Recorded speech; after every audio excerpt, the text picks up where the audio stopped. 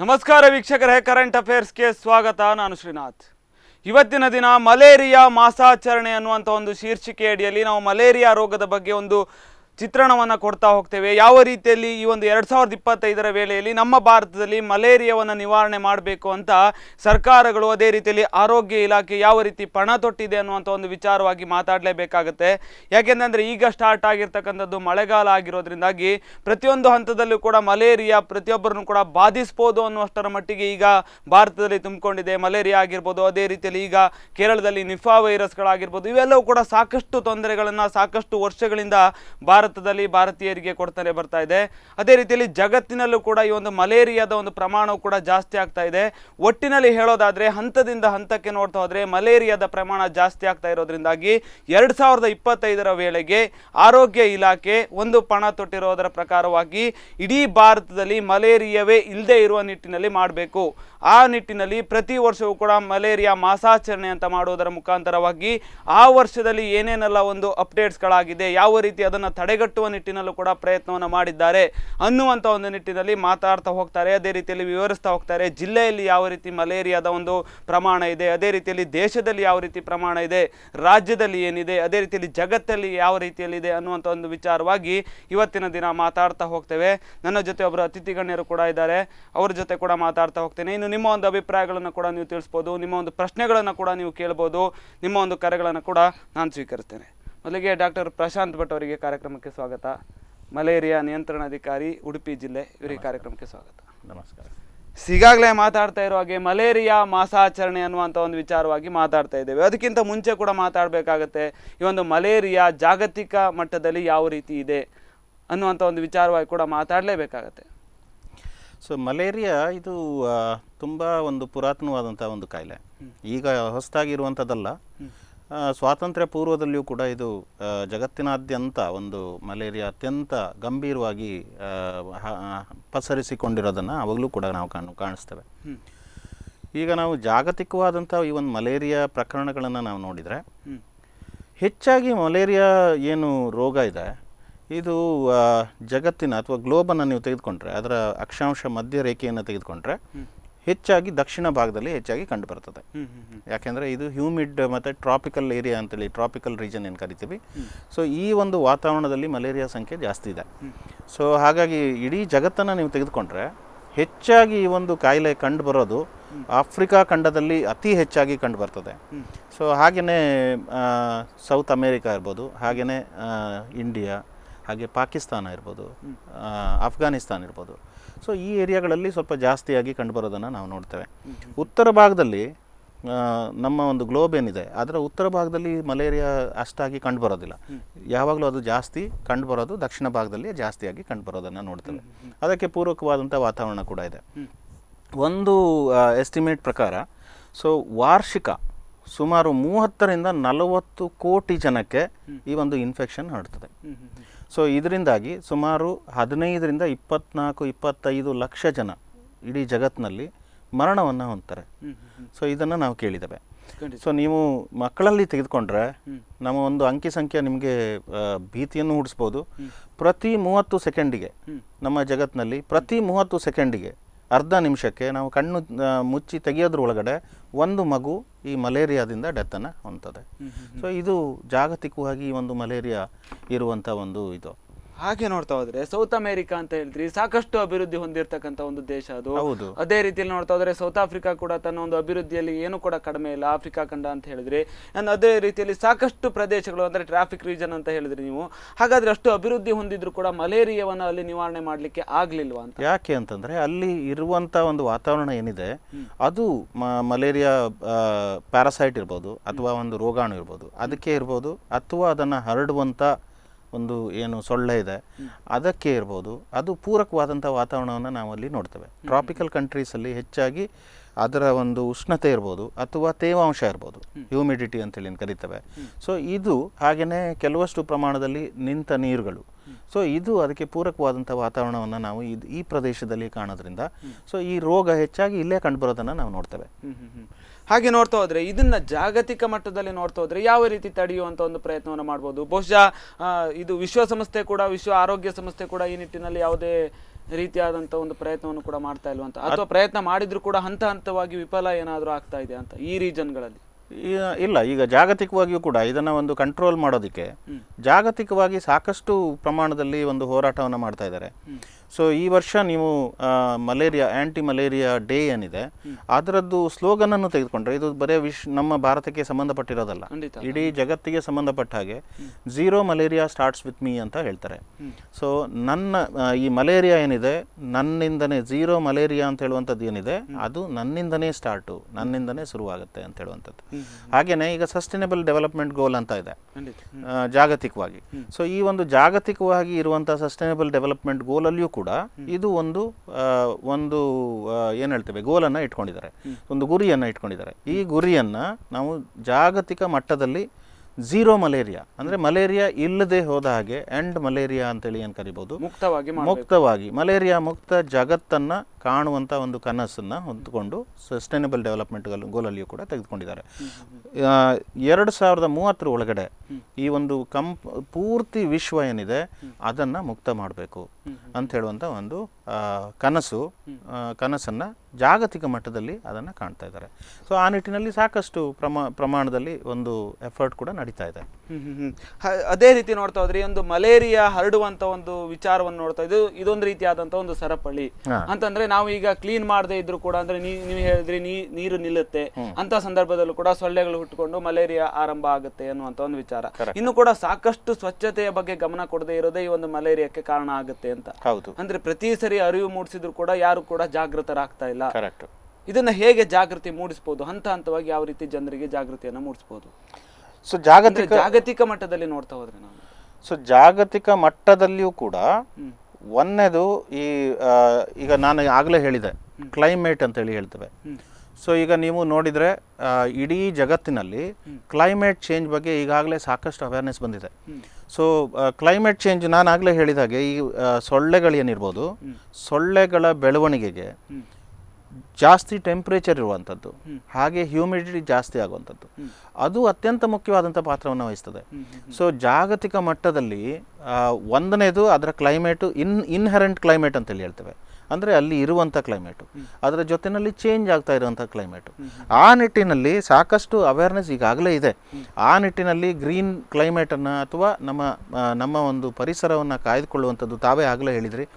ಒಂದನೇದು ಕೆಲವಷ್ಟು ತ್ಯಾಜ್ಯ ವಸ್ತುಗಳಿರ್ಬೋದು, ಅದರಿಂದ ನೀರು ನಿಲ್ಲುವಂಥದ್ದು, ಕೊಳಚೆ ಆ ಥರದ್ದೆಲ್ಲ. ಅದರ ಜೊತೆಯಲ್ಲಿ ಚೇಂಜ್ ಆಗ್ತಾ ಇರತಕ್ಕಂಥ ಒಂದು ಕ್ಲೈಮೇಟ್, ಅದು ಕೂಡ ಅತ್ಯಂತ ಮುಖ್ಯವಾದಂಥ ಪಾತ್ರವನ್ನು ವಹಿಸ್ತದೆ. ಅದೆರಡೂ ನಿಟ್ಟಿನಲ್ಲಿ ಜಾಗತಿಕವಾಗಿ ಸಾಕಷ್ಟು ಪ್ರಮಾಣದಲ್ಲಿ ಈ ಒಂದು ಪ್ರಯತ್ನ ನಡೀತಾನೆ ಇದೆ. ಸೊ ಹಾಗೆ ಇದನ್ನು ಯಾವ ಥರ ಮಾಡ್ಬೋದು ಅಂತ ಹೇಳಿದರೆ, ಅದರಲ್ಲಿ ಒಂದು ಅದು ಬೇರೆ ಬೇರೆ ನೀವು ತೆಗೆದುಕೊಂಡು ಹೋಗಬೇಕಾಗತ್ತೆ. ಕ್ಲೈಮೇಟನ್ನು ಕಂಟ್ರೋಲ್ ಮಾಡೋದು ಹೇಗೆ?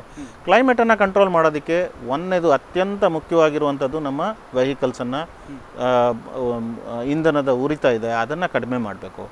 ಹಾಗೆಯೇ AC ಗಳು, ಅದರಿಂದ ಕೂಲರ್ಸ್ ಏನು ನಾವು ಯೂಸ್ ಮಾಡ್ತೇವೆ ಅದು ಲೀಕ್ ಆಗೋದ್ರಿಂದ ಅದು ಸಾಕಷ್ಟು ಓಝೋನಿಗೆ ಹೊಡೆತ ಕೊಡುತ್ತೆ ಅಂತೇಳಿ ಹೇಳ್ತಾರೆ. ಅದರಿಂದಾಗಿ UV ರೇಸು ಜಾಸ್ತಿ ಬರ್ತಾ ಇದೆ. ಸೊ ಅದನ್ನು ಸಾಕಷ್ಟು ಆ ನಿಟ್ಟಿನಲ್ಲಿ ನಾವು ಪ್ರಯತ್ನವನ್ನು ಮಾಡಬೇಕು. ಹಾಗೆಯೇ ತಾವು ಮತ್ತೊಂದು ಹೇಳಿದರೆ ತ್ಯಾಜ್ಯ ವಸ್ತುಗಳು, ಅದನ್ನು ಕ್ಲೀನ್ ಮಾಡುವಂಥದ್ದು. ಆ ನಿಟ್ಟಿನಲ್ಲಿಯೂ ಕೂಡ ಜಾಗತಿಕವಾಗಿ ಸಾಕಷ್ಟು ನೈರ್ಮಲ್ಯತೆಯನ್ನು ಕಾಯ್ದುಕೊಳ್ಳುವಂಥ ಸಾಕಷ್ಟು ಪ್ರಯತ್ನಗಳು ನಡೀತಾ ಇದ್ದಾವೆ. ಪ್ಲಾಸ್ಟಿಕ್ ಮುಕ್ತವಾಗಿರುವಂಥ ಸಾಕಷ್ಟು ದೇಶಗಳು ಪ್ಲಾಸ್ಟಿಕ್ ಮುಕ್ತವಾಗಿ ಆ ಒಂದು ಪಾಲಿಸಿಯನ್ನು ತೆಗೆದುಕೊಂಡು ಬಂದಿದ್ದಾವೆ.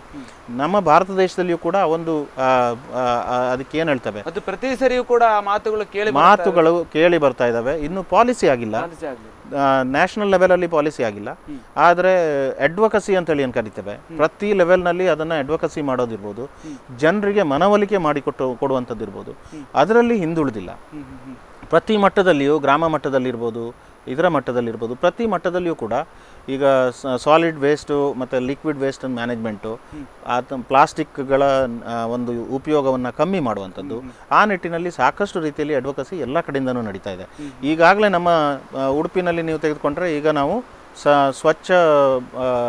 ಸ್ವಚ್ಛಮೇವ ಜಯತೆ ಅಂತ ಹೇಳುವಂಥ ಕಾರ್ಯಕ್ರಮವನ್ನು ಹಮ್ಮಿಕೊಂಡಿದ್ದೇವೆ. ಈ ಒಂದು ಕಾರ್ಯಕ್ರಮದಲ್ಲಿಯೂ ಕೂಡ ಪ್ರತಿಯೊಂದು ಕಡೆಯಲ್ಲಿ, ಪ್ರತಿಯೊಂದು ಗ್ರಾಮ ಮಟ್ಟದಲ್ಲಿ ಈ ಒಂದು ಅವೇರ್ನೆಸ್ಸನ್ನು, ಇದರ ಒಂದು ತಿಳುವಳಿಕೆಯನ್ನು ಕೊಡುವಂಥ ಕಾರ್ಯಕ್ರಮ ಈಗ ನಡೀತಾನೆ ಇದೆ. ಸೊ ಇದು ನಿರಂತರವಾಗಿ ನಡೀತಾನೆ ಇರ್ತದೆ. ಜಾಗತಿಕ ಮಟ್ಟದಲ್ಲಿಯೂ ಕೂಡ ಅದೇ ರೀತಿಯಲ್ಲಿ ನಡೀತಾ ಇದೆ. ಅದೇ ಯಾಕೆಂದ್ರೆ ನಾವು ಮಾಡೋ ಒಂದೊಂದು ತಪ್ಪಿನಿಂದಾಗಿ ಎಷ್ಟೋ ದೊಡ್ಡ ಪ್ರಮಾಣದ ತಪ್ಪುಗಳಾಗತ್ತೆ ಅಂತ. ಅಂದ್ರೆ ಆ ತಪ್ಪುಗಳನ್ನು ಕೂಡ ಯೋಚನೆ ಮಾಡಿ ತಪ್ಪು ಮಾಡಬೇಕಾದಂತ ಒಂದು ಅವಶ್ಯಕತೆ ಇದೆ. ಕರೆಕ್ಟ್. ಅದೆಲ್ಲದಕ್ಕೂ ಕೂಡ ಈ ಮಲೇರಿಯಾ ಆಗಿರ್ಬೋದು, ಡೆಂಗ್ಯೂ ಆಗಿರ್ಬೋದು, ಇಂಥ ಸಾಕಷ್ಟು ರೋಗಗಳಿಗೂ ಕೂಡ ಅದು ಕಾರಣ ಆಗುತ್ತೆ ಅನ್ನೋಕ್ಕಂತ ಒಂದು ವಿಚಾರ. ನಮ್ಮ ಒಂದು ದೇಶದ ಬಗ್ಗೆ ಕೂಡ ಮಾತಾಡ್ತಾ ಹೋದ್ರೆ ಇದೇನು ಟ್ರಾಫಿಕ್ ರೀಸನ್ ಕೂಡ ಹೌದು. ಅದೇ ರೀತಿಯಲ್ಲಿ ಸಾಕಷ್ಟು ಜನಸಂಖ್ಯೆ ಇರ್ತಕ್ಕಂಥ ಒಂದು ಪ್ರದೇಶ. ಇಲ್ಲಿ ಎಷ್ಟೇ ಒಂದು ಸ್ವಚ್ಛತೆಯನ್ನ ಕಾಪಾಡಬೇಕು ಅಂತಂದ್ರೂ ಅದು ಕೆಲವೊಂದೊಂದು ಪ್ರದೇಶಗಳಲ್ಲಿ ಅಸಾಧ್ಯ ಆಗುತ್ತೆ. ಅಂದ್ರೆ ಎಷ್ಟೋ ಸ್ಲಮ್ ಏರಿಯಾಗಳು ಕೂಡ ಸಾಕಷ್ಟು ಇದೆ, ಅಲ್ಲಿ ಕೊಳಚೆ ಇಲ್ಲದೆ ಇರೋದೇ ಇಲ್ಲ ಅನ್ನುವಂಥ ಒಂದು ಪರಿಸ್ಥಿತಿ. ಅಂಥ ಮಟ್ಟದಲ್ಲೂ ಕೂಡ ಹೇಗೆ 2025 ಒಳಗೆ ಈ ಒಂದು ಮಲೇರಿಯಾವನ್ನ ಕಡಿಮೆ ಮಾಡ್ಲಿಕ್ಕೆ ಸಾಧ್ಯ ಅಂತ, ಅಂದ್ರೆ ದೇಶದ ಪರಿಸ್ಥಿತಿ ಹೇಗಿದೆ ಅಂತ. ಈಗ ನಮ್ಮ ದೇಶವನ್ನು ತೆಗೆದುಕೊಂಡ್ರೆ ಮಲೇರಿಯಾಕ್ಕೆ ಒಂದು ಚೆನ್ನಾಗಿರುವಂಥ ಹಿಸ್ಟ್ರಿನೇ ಇದೆ. ನಮ್ಮ ಭಾರತ ದೇಶದಲ್ಲಿ ಸ್ವಾತಂತ್ರ್ಯ ಸಿಕ್ಕಿದ ಟೈಮ್ನಲ್ಲಿ 1940, 47, 50 ಆ ದಶಕ ಏನಿದೆ, 40ರ ದಶಕದಲ್ಲಿ ಅದು ಒಂದು ಅಂದಾಜಿನ ಪ್ರಕಾರ ನಮ್ಮಲ್ಲಿ ಸುಮಾರು 33 ಕೋಟಿ ಜನ, 33ರಿಂದ 40 ಕೋಟಿ ಜನ ಇದ್ದರು. ಸೊ ಇದರಲ್ಲಿ 5ರಲ್ಲಿ 1 ಭಾಗ, ಪ್ರತಿ 5 ಜನಕ್ಕೆ ಒಬ್ಬರಿಗೆ ಮಲೇರಿಯಾ ಇತ್ತಂತೆ. ಆವಾಗ ಆ ಥರದ ಒಂದು ಪರಿಸ್ಥಿತಿ ಇತ್ತು. ಸೊ ಆ ಥರದ ಪರಿಸ್ಥಿತಿ ಇದ್ದಿದ್ದರಿಂದ 1953ರಲ್ಲಿ ಮಲೇರಿಯಾ ಕಂಟ್ರೋಲ್ ಒಂದು ಪ್ರೋಗ್ರಾಮನ್ನು ತೆಗೆದುಕೊಂಡು ಬಂದರು ನಮ್ಮ ಭಾರತ ದೇಶದಲ್ಲಿ. ಸೊ ಅತ್ಯಂತ ವಿಪರೀತವಾದಂಥ ಒಂದು ಮಲೇರಿಯಾ ಪ್ರಕರಣಗಳನ್ನು ಆವಾಗ ನೋಡ್ತಾ ಇದ್ವಿ. ತುಂಬ ಡೆತ್ಸ್ಗಳು ಕೂಡ ಆಗ್ತಾ ಇದ್ವು. ಸೊ ಹಾಗೆಯೇ ಅದರ ಬಗ್ಗೆ ನಿಧಾನವಾಗಿ ಈ ಕಂಟ್ರೋಲ್ ಎಫರ್ಟ್ಸ್ ಏನಿದೆ ಅದನ್ನು ಪೂರ್ತಿಯಾಗಿ ತಡೆಗಟ್ಟುವಂಥ ಒಂದು ಎಫರ್ಟ್ಸ್ ಏನಿದೆ, ಆ ಎಫರ್ಟ್ಸು ನಿಧಾನವಾಗಿ ಸ್ಟಾರ್ಟ್ ಆಗಿರೋದ್ರಿಂದ ಪ್ರತಿಯೊಂದು ನಮ್ಮ 5 ವರ್ಷದ ಪಂಚವಾರ್ಷಿಕ ಯೋಜನೆಗಳಲ್ಲಿಯೂ ಕೂಡ ಮಲೇರಿಯಾ ಕಂಟ್ರೋಲ್ ಏನಿದೆ ಅದು ಅತ್ಯಂತ ಪ್ರಮುಖವಾದಂಥ ಪಾತ್ರವನ್ನು ವಹಿಸಿದೆ. ಸೊ ಅದನ್ನು ನಾವು ಆ ರೀತಿಯಲ್ಲಿ ನಾವು ಪ್ರಯತ್ನವನ್ನು ಮಾಡಿಕೊಂಡು ಬಂದಿರೋದ್ರಿಂದ ಈಗ ನೀವು ನೋಡಿದರೆ ನಮ್ಮ ದೇಶದಲ್ಲಿ ಆ ಒಂದು ವಿಪರೀತಕ್ಕೆ ಹೋಲಿಸಿದರೆ ತುಂಬಾ ಕಮ್ಮಿ ಇದೆ, ತುಂಬಾ ಕಮ್ಮಿ ಇದೆ. ಆನ್ ಅನ್ ಅವರೇಜ್ 90ರ ದಶಕದಿಂದ ಇಲ್ಲಿಯವರೆಗೆ ನಾವು ಅಂಕಿಸಂಖ್ಯೆ ಪ್ರಕಾರ, ಒಂದು WHO ಎಸ್ಟಿಮೇಟ್ ಪ್ರಕಾರ ಸುಮಾರು 1.5 ರಿಂದ 2.5 ಮಿಲಿಯನ್, ಅಂದರೆ ಸುಮಾರು 15 ಲಕ್ಷದಿಂದ 24-25 ಲಕ್ಷದವರೆಗೆ ಪ್ರತಿ ವರ್ಷಕ್ಕೆ ನಾವು ಈ ಒಂದು ಪ್ರಕರಣಗಳನ್ನು ದಾಖಲೆ ಮಾಡಬೇಕು. ಸೊ ಆದರೆ ನಮ್ಮ ದೇಶದಲ್ಲಿ ಈಗ ನಾವು ರಿಪೋರ್ಟ್ ಮಾಡಿರೋದು 2016ನೇ ಇಸ್ವಿಯಲ್ಲಿ ಸುಮಾರು 7 ರಿಂದ 8 ಲಕ್ಷ ಒಂದು ಪ್ರಕರಣಗಳನ್ನು ದಾಖಲೆ ಮಾಡಿದ್ವಿ. ಈಗ 2017ನೇ ಇಸ್ವಿಯಲ್ಲಿ ನಮ್ಮಲ್ಲಿ ಅದು ಕಮ್ಮಿಯಾಗಿ ಸುಮಾರು 6.5 ಲಕ್ಷ ಪ್ರಕರಣಗಳನ್ನು ನಾವು ದಾಖಲೆ ಮಾಡಿದ್ವಿ. 2018ರಲ್ಲಿ ಇನ್ನೂ ಕಮ್ಮಿಯಾಗಿ ಸುಮಾರು 4 ಲಕ್ಷ ಪ್ರಕರಣಗಳಿಗೆ ಬಂದು ನಿಂತಿದೆ. ಸೊ ನೀವು 1947ಕ್ಕೆ ಕಂಪೇರ್ ಮಾಡಿದರೆ ತುಂಬ ಕಮ್ಮಿ ಇದೆ. ಆದರೆ ನೀವು ಒಂದು ಕ್ವಶನ್ ಕೇಳ್ಬೋದು, ಜನಸಂಖ್ಯಾ ಸ್ಫೋಟ ಜಾಸ್ತಿ ಇದೆ ಒಂದು. ಸೊ ಅದೇ ರೀತಿನಲ್ಲಿ ಈಗಾಗಿದ್ರೆ ಇಲ್ವಾ, ನಮ್ಮಲ್ಲಿ ತುಂಬಾನೇ ಕಮ್ಮಿ ಇದೆಯಾ, ಎಫರ್ಟ್ ಕಮ್ಮಿ ಮಾಡ್ಬೋದಾ? ಇಲ್ಲ, ಖಂಡಿತವಾಗಿಯೂ ಇಲ್ಲ. ಸೊ ನಾನಿದು ಆಲ್ ಅಂದರೆ ಎವ್ರೇಜ್ ಆಗಿ ನಾನು ಹೇಳೋದಿದ್ರೆ ಈ ಥರ ಇದೆ. ಆದರೆ ನಮ್ಮ ದೇಶದಲ್ಲಿ ಅತ್ಯಂತ ಒಂದು ಹಾಟ್ಸ್ಪಾಟ್ಸ್ಗಳು ಕೂಡ ಇದ್ದಾವೆ. ಒಂದು ಅಂಕಿಸಂಖ್ಯೆ ಪ್ರಕಾರ ಸುಮಾರಾಗಿ 1/5 20ರಿಂದ 25% ಜನ ಏನಿದ್ದಾರೆ, ಅಂದರೆ ಎಷ್ಟಾಯಿತು, 130 ಕೋಟಿನಲ್ಲಿ 25%, ಸುಮಾರು 30 ಕೋಟಿ ಜನ ಇನ್ನೂ ಕೂಡ ನಮ್ಮ ದೇಶದಲ್ಲಿ ಈ ಮಲೇರಿಯಾ ಎಲ್ಲಿ ಹೈ ರಿಸ್ಕ್ ಏರಿಯಾ ಇದೆ ಆ ಏರಿಯಾದಲ್ಲೇ ಉಳಿತಾ ಇದ್ದಾರೆ.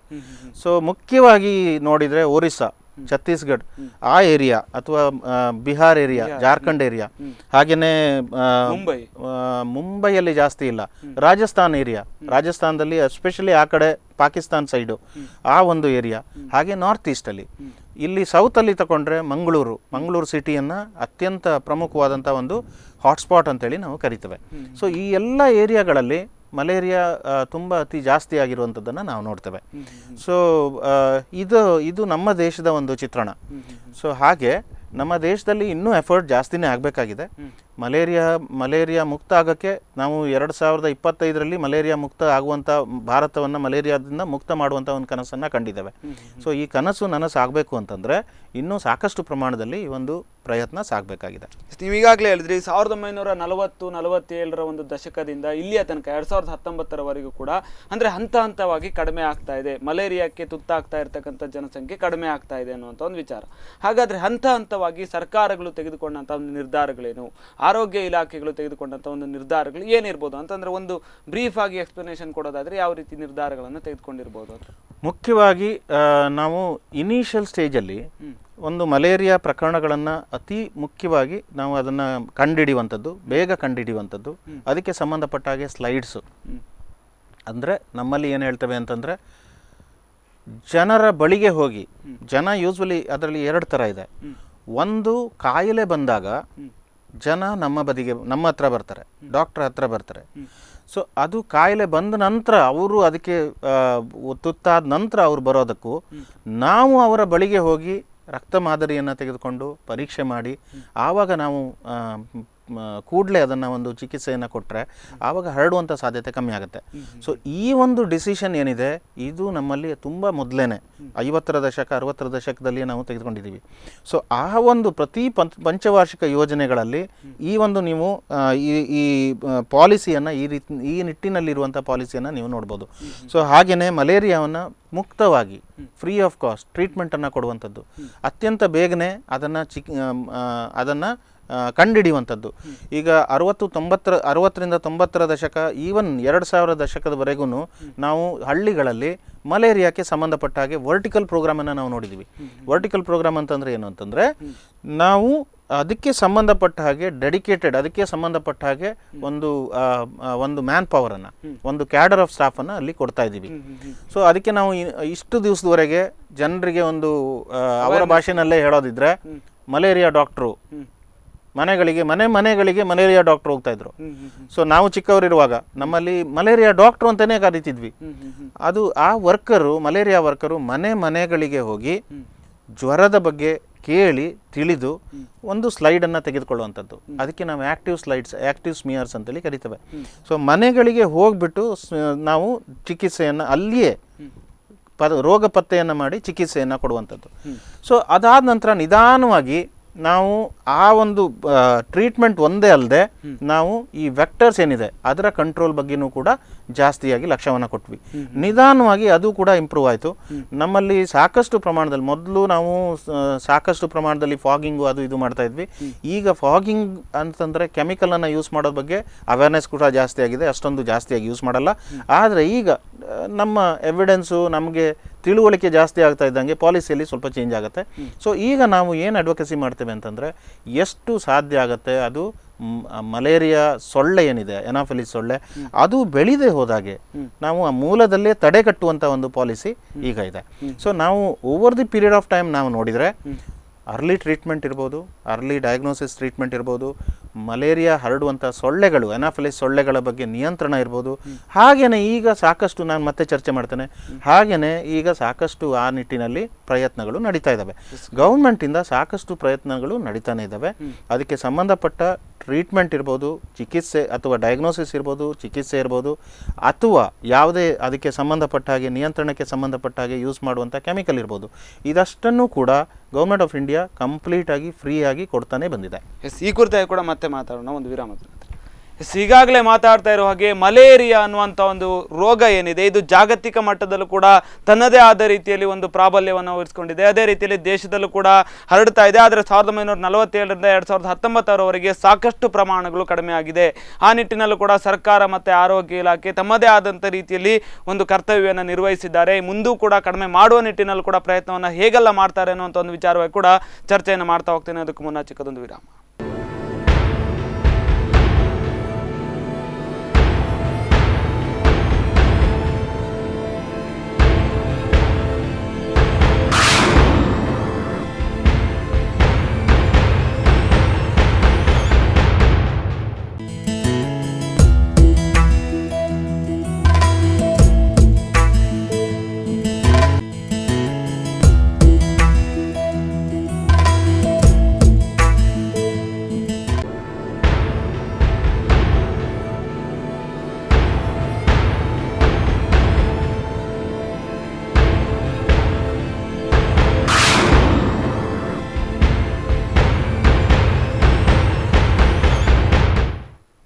ವಿರಾಮದ ನಂತರ ಕರೆಂಟ್ ಅಫೇರ್ಸ್ಗೆ ಮತ್ತೆ ಸ್ವಾಗತ. ನಾವು ಮಲೇರಿಯಾ ರೋಗದ ಬಗ್ಗೆ ಚರ್ಚೆಯನ್ನು ಮಾಡ್ತಾ ಇದ್ವಿ. ಅದರಲ್ಲೂ ಕೂಡ ಸಾಕಷ್ಟು ವಿಚಾರಗಳು, ಅಂದರೆ ಜಗತ್ತಿನ ಮಟ್ಟದಲ್ಲಿ, ರಾಜ್ಯದ ಮಟ್ಟದಲ್ಲಿ, ಅದೇ ರೀತಿಯಲ್ಲಿ ದೇಶದ ಮಟ್ಟದಲ್ಲಿ ಎಲ್ಲವೂ ಬಗ್ಗೆ ಕೂಡ ಚರ್ಚೆಯನ್ನು ಮಾಡ್ತಾ ಹೋಗ್ತಾ ಇದ್ವಿ. ಈಗಾಗಲೇ ಮಾತಾಡಿದ ಹಾಗೆ ದೇಶದ ಬಗ್ಗೆ ಚರ್ಚೆ ಮಾಡಿದ್ದಾಯಿತು. ಸರ್ಕಾರ ಕೂಡ ತಮ್ಮದೇ ಆದ ರೀತಿಯಲ್ಲಿ ಹೊಸ ಹೊಸ ಯೋಜನೆಗಳಾಗಿರ್ಬೋದು ಅಥವಾ ಆರೋಗ್ಯ ಇಲಾಖೆಗೆ ಬೆಂಬಲವಾಗಿ ನಿಂತು ಈ ಒಂದು ಮಲೇರಿಯಾದ ಒಂದು ಪ್ರಮಾಣವನ್ನು ಕಡಿಮೆ ಮಾಡ್ತಾ ಇರೋದ್ರ ಬಗ್ಗೆ ಕೂಡ ಹೇಳಿದ್ರಿ. ಅದೇ ರೀತಿಯಲ್ಲಿ ಮಾತಾಡ್ತಾ ಹೋದ್ರೆ ಒಂದು ರಾಜ್ಯದ ಬಗ್ಗೆ ಕೂಡ ಮಾತಾಡಬೇಕಾಗುತ್ತೆ. ನಮ್ಮ ಕರ್ನಾಟಕದಲ್ಲಿ ಯಾವ ರೀತಿ ಪರಿಸ್ಥಿತಿ ಇದೆ, ಈಗ ಮಲೇರಿಯಾ ಯಾವ ರೀತಿ ಹರಡುತ್ತಾ ಇದೆ, ಪ್ರತಿ ವರ್ಷದಿಂದ ವರ್ಷಕ್ಕೆ ಯಾವ ರೀತಿ ಹರಡಿದೆ ಅನ್ನುವಂಥ ಒಂದು ವಿಚಾರ, ಅದ್ರ ಬಗ್ಗೆ ಮಾತಾಡ್ತಾ ಹೋಗೋದಾದ್ರೆ ಕರ್ನಾಟಕದಲ್ಲಿ ಎಲ್ಲೆಲ್ಲಿ ಇಂಥ ಒಂದು ಮಲೇರಿಯಾದ ಪ್ರಮಾಣ ಜಾಸ್ತಿ ಇರ್ತಕ್ಕಂಥ ಒಂದು ಪ್ರದೇಶಗಳು, ಅದನ್ನೆಲ್ಲ ಹೇಗೆ ಕಡಿಮೆ ಮಾಡ್ಬೋದು ಮುಂದಿನ ದಿನಗಳಲ್ಲಿ, ಹೇಗೆ ಕಡಿಮೆ ಮಾಡಿದ್ರಿ ಈಗಾಗಲೇ ಅಂತಕ್ಕಂಥ ವಿಚಾರ. ಓಕೆ, ಕರ್ನಾಟಕದಲ್ಲಿ ನಾನು ಆಗಲೇ ಒಂದು ಹಿಂಟ್ ಕೊಟ್ಟ ಹಾಗೆ ಕರ್ನಾಟಕನೂ ಕೂಡ ಒನ್ ಆಫ್ ದಿ ಅಂದರೆ ಇದು ಕೂಡ ಹಾಟ್ ಸ್ಪಾಟ್ ಅಂತೇಳಿ ನಾವು ಹೇಳ್ಬೋದು. ಆದರೆ ಉತ್ತರ ಭಾರತದಕ್ಕೆ ಕಂಪೇರ್ ಮಾಡಿದರೆ ತುಂಬ ಕಮ್ಮಿ ಇದೆ. ಅದನ್ನು ಕೂಡ ಇಲ್ಲಿ ನಮ್ಮ ಜಿಲ್ಲೆ ಎಸ್ಪೆಷಲಿ ಅನ್ಡಿವೈಡೆಡ್ ಸೌತ್ ಕೆನರಾ ಏನಿದೆ, ಉಡುಪಿ ಮತ್ತು ಮಂಗಳೂರನ್ನು ಸೇರಿಸ್ಕೊಂಡು ದಕ್ಷಿಣ ಕನ್ನಡ ಸೇರಿಸ್ಕೊಂಡ್ರೆ 2000ಕ್ಕಿಂತ ಮೊದಲು ತುಂಬ ಕೇಸ್ಗಳು ಈ ಒಂದು ಜಿಲ್ಲೆಯಿಂದ ಬರ್ತಾ ಇದ್ವು. ಇಡೀ ನಮ್ಮ ರಾಜ್ಯಕ್ಕೆ ಹೋಲಿಸಿದ್ರೆ ನಮ್ಮ ರಾಜ್ಯದಲ್ಲಿ 2010ರಲ್ಲಿ ಸುಮಾರು 44-45 ಸಾವಿರ ಕೇಸ್ಗಳಿದ್ವು 2010ರಲ್ಲಿ. ಅದಕ್ಕೂ ಮೊದಲು ತುಂಬಾನೇ ಕೇಸ್ಗಳಿದ್ವು. ಸೊ 2010ರಿಂದ ಈ ಕಡೆ ತೆಗೆದುಕೊಂಡ್ರೆ ಸುಮಾರಾಗಿ 2015ರಲ್ಲಿ 22,500 ಸಾವಿರ ಕೇಸ್ಗಳನ್ನು ನಾವು ರಿಪೋರ್ಟ್ ಮಾಡಿದ್ದೀವಿ. ಸೊ ಈಗ ಲಾಸ್ಟ್ ಇಯರನ್ನು ತೆಗೆದುಕೊಂಡ್ರೆ ನಮ್ಮ ಟೋಟಲ್ ಎಲ್ಲಾನು ಸೇರಿದರೆ 6,000 ಕೇಸ್ಗಳಿಗಿಂತ ಜಾಸ್ತಿ ಆಗಿಲ್ಲ, 6,000ಕ್ಕಿಂತ ಕಮ್ಮಿನೇ ಇದೆ. ಸೊ ಹಾಗಾಗಿ ಈಗ 2015ಕ್ಕೆ ಕಂಪೇರ್ ಮಾಡಿದ್ರು ಕೂಡ 2018ರಲ್ಲಿ 3 ವರ್ಷದಲ್ಲಿ ಇದು ಅರ್ಧಕ್ಕಿಂತ ಜಾಸ್ತಿ ಕಮ್ಮಿ ಆಗಿದೆ. ಸೊ ನಮ್ಮ ರಾಜ್ಯದಲ್ಲಿ ಈಗ ನಾವು ತೆಗೆದುಕೊಂಡಿರ್ತಕ್ಕಂಥ ಯಾವತ್ತೂ ಏನು ಪ್ರಯತ್ನಗಳೇನಿದ್ದಾವೆ ಇದರ ಕಂಟ್ರೋಲ್ ಮಾಡೋದಕ್ಕೆ, ಆ ಕಂಟ್ರೋಲ್ ಮಾಡೋ ಎಫರ್ಟ್ಸ್ ಏನಿದೆ ಅದು ಫಲ ಕೊಟ್ಟಿದೆ ಅಂತೇಳಿ ನಾವು ಹೇಳ್ಬೋದು. ಸೊ ನಾವು ಓವರ್ ದಿ ಪೀರಿಯಡ್ ತುಂಬಾ ಡ್ರಾಸ್ಟಿಕ್ ಚೇಂಜನ್ನು ನೋಡಿದ್ದೀವಿ. ಈಗ ನಾವು ಒಂದು ಕಾಲದಲ್ಲಿ ನಮ್ಮ ನ್ಯಾಷನಲ್ ರಿವ್ಯೂನಲ್ಲಿ ಕರ್ನಾಟಕವನ್ನು ಎದ್ದು ನಿಲ್ಲಿಸುವಂಥ ಪರಿಸ್ಥಿತಿ ಇತ್ತು. ಯಾಕಪ್ಪ ನಿಮ್ಮಲ್ಲಿ ತುಂಬ ಜಾಸ್ತಿ ಮಲೇರಿಯಾ ಇದೆ ಅಂತ. ಸೊ ಈಗ ಆ ಪರಿಸ್ಥಿತಿ ಕಮ್ಮಿ ಆಗಿದೆ. ಸೊ ಆ ಒಂದು ಪರಿಸ್ಥಿತಿಯನ್ನು ನಾವು ನೋಡಿದ್ದೀವಿ. ಸೊ ಆದರೆ ಈಗ ತಾವು ಕೇಳಿದ ಹಾಗೆ ಇಲ್ಲಿ ಎಲ್ಲೆಲ್ಲಿ ಇದೆಯಪ್ಪ, ಸೊ ಈಗ ಈ ಒಂದು 6,000 ಕೇಸ್ಗಳು ನಾವು ಏನು ರಿಪೋರ್ಟ್ ಮಾಡಿದ್ದೀವಿ ಅದನ್ನು ತೆಗೆದುಕೊಂಡ್ರೂ ಕೂಡ ಸುಮಾರು 70%, ಅದರಲ್ಲಿಯೂ ಕೂಡ 70% ಏನು ಕೇಸ್ಗಳಿದ್ದಾವೆ ಸೊ ಅದು ದಕ್ಷಿಣ ಕನ್ನಡ ಜಿಲ್ಲೆಯಿಂದ ಬರ್ತಾ ಇದೆ. ಸೊ ನಮ್ಮ ಉಡುಪಿ ಜಿಲ್ಲೆನಲ್ಲಿ ಕಮ್ಮಿ ಇದೆ, but over all Dakshina Kannada ಮತ್ತು ಇದು ಎರಡನ್ನೂ ಸೇರಿದರೆ ಸುಮಾರು 4ರಲ್ಲಿ 3 ಪಾಲು ಅಂದರೆ 75% ನಮ್ಮ ದಕ್ಷಿಣ ಕನ್ನಡ ಮತ್ತು ಉಡುಪಿ ಜಿಲ್ಲೆಗಳಿಂದ ಬರ್ತಾ ಇದ್ದಾವೆ. ಉಳಿದ ಎಲ್ಲ 29 ಏನು ಜಿಲ್ಲೆಗಳಿದ್ದಾವೆ ಎಲ್ಲನೂ ಸೇರಿಸಿಕೊಂಡ್ರೆ ಒಂದು 25% ಬರ್ತಾ ಇದೆ. ಸೊ ಇದನ್ನು ನಾವು ನೋಡ್ತಾ ಇದ್ದೀವಿ. ಅಲ್ಲ, ಅದ್ಯಾಕದು ಅಂದರೆ ದಕ್ಷಿಣ ಕನ್ನಡ ಜಿಲ್ಲೆಯಲ್ಲಿ ಯಾಕೆ ಈ ರೀತಿಯಾದಂಥ ಒಂದು ಪ್ರಮಾಣಗಳು ಜಾಸ್ತಿ ಇದೆ ಅಂತ, ಅಂದರೆ ಕರಾವಳಿ ಭಾಗದಲ್ಲಿ ಯಾಕೆ ಅಷ್ಟೊಂದು ಪ್ರಮಾಣದಲ್ಲಿ ಜಾಸ್ತಿ ಇದೆ? ಸೊ ನಾನು ಆಗಲೇ ಹೇಳಿದಾಗೆ ಇಲ್ಲಿ ಏನು ಆ್ಯಕ್ಟ್ ಆಗುತ್ತೆ ಅಂದರೆ 2-3 ಫ್ಯಾಕ್ಟರ್ಸ್ ಆ್ಯಕ್ಟ್ ಆಗುತ್ತೆ. ಒಂದನೇದು ಈ ಒಂದು ಪ್ರದೇಶ ಏನಿದೆ ಇದು ಎನಾಫೆಲಿಸ್ ಸೊಳ್ಳೆ ಬೆಳೆಯೋದಕ್ಕೆ ಅತ್ಯಂತ ಸೂಕ್ತವಾದಂಥ ಒಂದು ಪ್ರದೇಶ. ನಮ್ಮಲ್ಲಿ ಇದು ಕರಾವಳಿ ಆಗಿರೋದ್ರಿಂದ ಕರಾವಳಿನಲ್ಲಿ ನಮ್ಮಲ್ಲಿ ಹ್ಯೂಮಿಡಿಟಿ ಕೂಡ ಜಾಸ್ತಿ ಇದೆ, ತೇವಾಂಶ ಕೂಡ ಜಾಸ್ತಿ ಇದೆ, ಉಷ್ಣತೆ ಕೂಡ ಜಾಸ್ತಿ ಇದೆ. ಸೊ ಇಡೀ ವರ್ಷ ಕಾಲಾವಧಿ ಈ ಒಂದು ವಾತಾವರಣನ ನಾವು ನೋಡ್ತೀವಿ. ಸೊ ಹಾಗಾಗಿ ಪ್ರತಿ ವರ್ಷ ಕಾಲಾವಧಿ ನಮ್ಮ ಒಂದು ಸೊಳ್ಳೆಗಳ ಪ್ರಮಾಣ ಜಾಸ್ತಿನೇ ಇರ್ತದೆ. ಆದರೆ ಇಲ್ಲಿ ನಮಗೆ ಮೂಲತಃ ನೀವು ಹೋದರೆ ಇಲ್ಲಿ ನಮ್ಮ ಈ ಏರಿಯಾ ಇರ್ಬೋದು ಅಥವಾ ಕರ್ನಾಟಕ ಇರ್ಬೋದು ಮಲೇರಿಯಾದ ಹುಟ್ಟೂರಲ್ಲ ಇದು. ಆದರೆ ಮಲೇರಿಯಾ ಬೇರೆ ಕಡೆಯಿಂದ ಬರುತ್ತೆ. ಕಾರಣ ಏನಪ್ಪ ಅಂತಂದರೆ ನಮ್ಮ ಈ ದಕ್ಷಿಣ ಕನ್ನಡ ಅದರಲ್ಲೂ ಎಸ್ಪೆಷಲಿ ಮಂಗಳೂರು ಸಿಟಿಯನ್ನು ತೆಗೆದುಕೊಂಡ್ರೆ ಅದು one of the fastest growing city. ಅಲ್ಲಿ ಕನ್ಸ್ಟ್ರಕ್ಷನ್ ತುಂಬ ಜಾಸ್ತಿ ಇರ್ತದೆ. ಸೊ ಈ ಕನ್ಸ್ಟ್ರಕ್ಷನಿಗೋಸ್ಕರ ಹಲವಾರು ಏನು ಇಮಿಗ್ರೆಂಟ್ಸ್ ಅಂತ ಹೇಳ್ತೇವೆ, ಮೈಗ್ರೆಂಟ್ ಲೇಬರ್ಸ್ ಏನಿರ್ತಾರೆ, ಸೊ ಅವರು ದೇಶದ ವಿವಿಧ ಭಾಗಗಳಿಂದ, ಒರಿಸ್ಸಾದಿಂದ ಇರ್ಬೋದು, ಒರಿಸ್ಸಾದಲ್ಲಿ ತುಂಬಾನೇ ಜಾಸ್ತಿ ಇದೆ, ಉತ್ತರ ಪ್ರದೇಶ, ಆ ಕಡೆಯಿಂದ ಜಾರ್ಖಂಡ್ ಇಂದ ಇರ್ಬೋದು, ರಾಜಸ್ಥಾನದವರು ತುಂಬಾ ಜನ ಇದ್ದಾರೆ, ಮಾರ್ವಾಡಿಗಳು. ಸೊ ಹಾಗೇನೆ ಹಲವಾರು ಪ್ರದೇಶಗಳಿಂದ ನಾರ್ತ್ ಈಸ್ಟ್ನವ್ರು ಇದ್ದಾರೆ. ಸೊ ಅವರೆಲ್ಲರೂ ಕೂಡ ಇಲ್ಲಿ ಬರೋದ್ರಿಂದ ಇನಿಷಿಯಲಿ ಅದು ರೋಗವನ್ನು ತೆಗೆದುಕೊಂಡು ಬಂದಿರ್ತಾರೆ.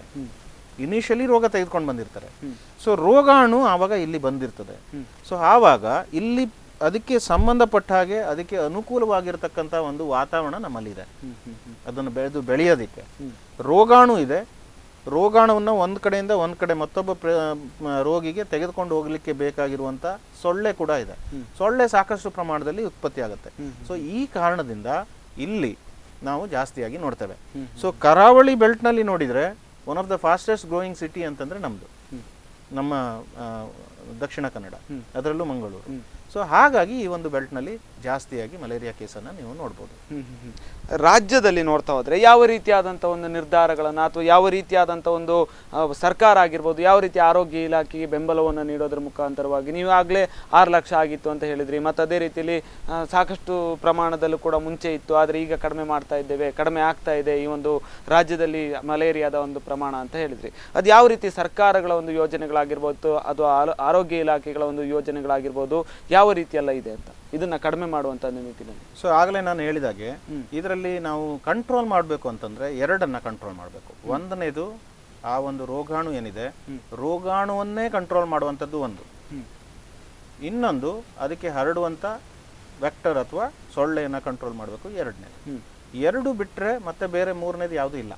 ಸೊ ಎರಡು ದೃಷ್ಟಿಯಿಂದ ನಾವು ಹೆಜ್ಜೆಯನ್ನು ಹಾಕಬೇಕಾಗತ್ತೆ. ಈ ನಿಟ್ಟಿನಲ್ಲಿ ನಮ್ಮ ಸರ್ಕಾರ, ಗೌರ್ಮೆಂಟ್ ಆಫ್ ಕರ್ನಾಟಕ ಏನಿದೆ, ಕರ್ನಾಟಕನೂ ಕೂಡ ಸಾಕಷ್ಟು ಪ್ರಮಾಣದಲ್ಲಿ ಇಲ್ಲಿಯವರೆಗೂ ಕೂಡ ಒಂದು ತನ್ನದೇ ಆದಂಥ ಘನವಾದಂಥ ಹೆಜ್ಜೆಯನ್ನು ಇಟ್ಟಿದೆ. ಸೊ ಈ ನಿಟ್ಟಿನಲ್ಲಿ ತಾವು ನೋಡೋದಿದ್ರೆ ನಮ್ಮಲ್ಲಿ ಕರ್ನಾಟಕದಲ್ಲಿ ವೇ ಬ್ಯಾಕ್ ಅಂದರೆ ಸುಮಾರು 70s ನಾವು ಅರ್ಬನ್ ಮಲೇರಿಯಾ ಸ್ಕೀಮನ್ನು ತೆಗೆದುಕೊಂಡು ಬಂದಿದ್ದೀವಿ. ಇದು ಅರ್ಬನ್ ಏರಿಯಾದಲ್ಲಿ ಇನಿಷಿಯಲಿ ಯಾವುದೋ ಒಂದು ಕಾಲದಲ್ಲಿ ಅದು ರೂರಲ್ ಏರಿಯಾದಲ್ಲಿ ಜಾಸ್ತಿ ಇತ್ತು. ಸೊ ಆದರೆ ಈಗ ಅರ್ಬನ್ ಏರಿಯಾದಲ್ಲೇ ಜಾಸ್ತಿ ಇರುವಂಥ ಒಂದು ಕಾಯಿಲೆ. ಸೊ ಅರ್ಬನೈಸೇಷನ್ ಏನಿದೆ ಅದು ಅತ್ಯಂತ ಹೆಚ್ಚಾಗಿ ಈ ಒಂದು ರೋಗ ಹರಡಲಿಕ್ಕೆ ಕಾರಣ ಆಗುತ್ತೆ. ಸೊ ಅದನ್ನು ಮನಗಂಡಂಥ ಒಂದು ಕರ್ನಾಟಕ ಸರ್ಕಾರ ಸೊ ಅರ್ಬನ್ ಮಲೇರಿಯಾ ಸ್ಕೀಮನ್ನು ಸಾಕಷ್ಟು ಮೊದಲನೇ ತೆಗೆದುಕೊಂಡು ಬಂತು. ಸೊ ಅರ್ಬನ್ ಏರಿಯಾದಲ್ಲಿ ಯಾರು ಮೈಗ್ರೆಂಟ್ ಲೇಬರ್ಸ್ ಇದ್ದಾರೆ ಅವರನ್ನು ಸ್ಕ್ರೀನ್ ಮಾಡುವಂಥದ್ದು. ಸೊ ಅದಕ್ಕೆ ಸಂಬಂಧಪಟ್ಟ ಹಾಗೆ ಸಪರೇಟ್ ಆಗಿ ಒಂದು ಮ್ಯಾನ್ ಪವರನ್ನು ಕೂಡ ಕೊಟ್ಟಿದೆ. ಸೊ ಹಾಗಾಗಿ ಅರ್ಬನ್ ಏರಿಯಾದಲ್ಲಿ ಮೈಗ್ರೆಂಟ್ಸ್ ಸ್ಕ್ರೀನಿಂಗ್ ಇರ್ಬೋದು, ಹೌಸ್ ಟು ಹೌಸ್ ಸ್ಕ್ರೀನಿಂಗ್ ಇರ್ಬೋದು. ಸೊ ಅದೇ ರೀತಿಯಲ್ಲಿ ಅರ್ಬನ್ ಏರಿಯಾದಲ್ಲಿ ಕನ್ಸ್ಟ್ರಕ್ಷನ್ ಸೈಟ್ಸ್ ಏನಿದೆ ಅದನ್ನು ಪೀರಿಯಾಡಿಕಲ್ ಇನ್ಸ್ಪೆಕ್ಷನ್ ಇರ್ಬೋದು. ಮೈಗ್ರೆಂಟ್ಸ್ ಏನು ಬರ್ತಾರೆ ಅರ್ಬನ್ ಏರಿಯಾಕ್ಕೆ ಅವರನ್ನು ರಿಜಿಸ್ಟ್ರೇಷನ್ ಮಾಡಿ ಅವರನ್ನು ಫಾಲೋ ಅಪ್ ಮಾಡಬೇಕಾಗತ್ತೆ. ಅವರನ್ನು ಪ್ರತಿ 15 ದಿವಸಕ್ಕೊಮ್ಮೆ ಫಾಲೋ ಅಪ್ ಮಾಡುವಂಥದ್ದು ಇರ್ಬೋದು, ಟ್ರೀಟ್ಮೆಂಟನ್ನು ಅರ್ಲಿಯಾಗಿ ಕೊಡುವಂಥದ್ದು ಇರ್ಬೋದು. ಹಾಗೆ ಈಗ ಕನ್ಸ್ಟ್ರಕ್ಷನ್ ಸೈಟ್ಸ್ ಏನಿದೆ ಆ ಕನ್ಸ್ಟ್ರಕ್ಷನ್ ಸೈಟ್ಸ್ನಲ್ಲಿ ಸೊಳ್ಳೆಗಳು ಬೆಳಿತವೆ. ಆ ಕನ್ಸ್ಟ್ರಕ್ಷನ್ ಸೈಟ್ಸಲ್ಲಿ ಕೆಮಿಕಲ್ ಸ್ಪ್ರೇಯನ್ನು ಮಾಡ್ತೀವಿ. ಹಾಗೆಯೇ ಆ ಪ್ರತಿಯೊಂದು ಕನ್ಸ್ಟ್ರಕ್ಷನ್ ವರ್ಕರ್ಸ್ ಅಲ್ಲಿದು ಏನು ಕಂಪನಿಗಳಿರ್ತವೆ ಅವರಿಗೆ ನಾವು ಎಜುಕೇಷನನ್ನು ಕೊಡ್ತೀವಿ, ಸೊಳ್ಳೆ ಬೆಳೆದೇ ಹೋದಾಗೆ ಹೇಗೆ ಕಾಯ್ಕೊಳ್ಬೇಕು ಅಂತೇಳಿ. ಒಂದು ಕರೆ ಇದೆ. ಹಲೋ ಹಲೋ, ನಮಸ್ತೆ ಸರ್, ಎಲ್ಲಿಂದ ಕರೆ ಮಾಡ್ತಾ ಇದ್ದೀರಿ? ನಿಮ್ಮ ಹೆಸರು? ಅಮಂಜೆಯಿಂದ ಗಂಗಾಧರ್ ಪೂಜಾರಿ. ಸರಿ ಸರ್, ಮಲೇರಿಯಾ ಮಾಸಾಚರಣೆ ಅನ್ನುವಂಥ ಒಂದು ವಿಚಾರವಾಗಿ ಮಾತಾಡ್ತಾ ಇದ್ವಿ, ನಿಮ್ಮ ಒಂದು ಅಭಿಪ್ರಾಯ? ಮಲೇರಿಯಾ ಅಂದ್ರೆ ನಾನು ಹೇಳಿ ಸರ್, ಹೇಳಿ. ಕೆಲವು ವರ್ಷದಿಂದ ನಾನು ನೋಡ್ತಾ ಇದ್ದೇನೆ ಮಲೇರಿಯಾದ ಬಗ್ಗೆ. ಸರ್ಕಾರಿ ಡಾಕ್ಟರ್ಗಳು, ಆಶಾ ಕಾರ್ಯಕರ್ತರು ಪ್ರತಿಯೊಬ್ಬರು ಮನೆ ಮನೆಗೆ ಬರ್ತಾರೆ. ಅಂತೂ ಸರ್ಕಾರ ಕೈ ಇಟ್ಟದ್ದು ಯಾವುದು ಸಕ್ಸಸ್ ಇಲ್ಲ. ಕೆಲವರಲ್ಲೂ ನಾನು ಇಷ್ಟವರೆಗೆ ನೋಡ್ತಾ ಇದ್ದೇನೆ, ಸರ್ಕಾರ ಒಂದು ಕೈ ಇಟ್ಟು ಯಾವುದಕ್ಕೂ ಕೈ ಇಟ್ಟರು ಅದು ಸಕ್ಸಸ್ ಅಂತ ಇಲ್ಲ. ಆದ್ರೆ ಅವರೇ ಹೇಳ್ತಾ ಇದ್ದಾರೆ ಅಂತಂದ್ರೆ ಈ ಅವರ ಅಂಕಿ ಅಂಶಗಳ ಪ್ರಕಾರ ಹೇಳ್ತಾ ಇದ್ದಾರೆ, ಮೊದಲು ಜಾಸ್ತಿ ಇತ್ತು ಆದ್ರೆ ಈಗ ಹೋಗ್ತಾ 2016, 17, 18, 19 ನಡುವೆ ಕಡಿಮೆ ಆಗ್ತಾ ಇದೆ ಮಲೇರಿಯಾದ ಒಂದು ಪ್ರಮಾಣ. ಆ ನಿಟ್ಟಿನಲ್ಲಿ ಸರ್ಕಾರವು ಕೂಡ ಒಳ್ಳೆ ರೀತಿಯಲ್ಲಿ ಬೆಂಬಲವನ್ನ ಕೊಡ್ತಾ ಇದೆ ಅಂತ ಅವ್ರು ಹೇಳ್ತಾ ಇರ್ತಕ್ಕಂಥದ್ದು. ಅಂಕಿ ಅಂಶಗಳು ಹಾಗೆ ತೋರಿಸ್ತಾ ಇದೆ ಅಂತ. ನಾನೇ ಡಾಕ್ಟರ್ಗೆ ಫೋನ್ ಮಾಡಿದ್ದೇನೆ. ಮಳೆಗಾಲದಲ್ಲಿ ನಾನೇ ಡಾಕ್ಟರ್ಗೆ ಖುದ್ದಾಗಿ ಸರ್ಕಾರಿ ಡಾಕ್ಟರ್ಗೆ ನಾನು ಫೋನ್ ಮಾಡಿದ್ದೇನೆ. ಎಂತ ಗೊತ್ತಾ, ಬಂದು ಆವಾಗ ಮಾತ್ರ ಸರ್ಕಾರದ ವಿಷಯ ಅಂತ ಅದು ಆಗುವಾಗ ಮಾತ್ರ ಬಂದು ನೋಡುವುದು. ಅದಕ್ಕಿಂತ ಮುಂಚೆ ಏನು ಕಾರ್ಯಕ್ರಮ ಮಾಡ್ಬೇಕು. ಅದಕ್ಕೆ ಹೋಗ್ಲಿಕ್ಕೆ ಮುಂಚಿನ ಕಾರ್ಯಕ್ರಮ ಏನು ಸರ್ಕಾರದ್ದು ಅಧಿಕಾರಿಗಳದ್ದು ಯಾರ್ದು ಇಲ್ಲ. ಅದು ಆಗುವಾಗ ಬಂದು ಗೊಬ್ಬರ ಹಾಕ್ತಾರೆ. ಅಲ್ಲಿನ ಮೇಲಿಂದ ರಾಜಕಾರಣಿಗಳು ಗೊಬ್ಬರ ಹಾಕ್ತಾರೆ, ಇಲ್ಲಿ ಅವರಿಗೆ ಪ್ರೆಷರ್ ಇಟ್ಟ ಮೇಲೆ ಇಲ್ಲಿ ಡಾಕ್ಟರ್ನವರು ಗೊಬ್ಬರ ಹಾಕ್ತಾರೆ. ಒಂದು ಹಿಟ್ಲಲ್ಲಿ ನೋಡಿ ಏನುಂಟಂತ, ಒಂದು ಹಿಟ್ಲಲ್ಲಿ ಏನೆಲ್ಲ ಉಂಟು. ಆ ನಮ್ಮ ಸ್ನಾನ ಮಾಡುವ ನೀರು ಎಲ್ಲಿ ಹೋಗ್ತದೆ, ಇದು ನಮ್ಮ ತೊಳೆಯುವ ನೀರು ಎಲ್ಲಿ ಹೋಗ್ತದೆ?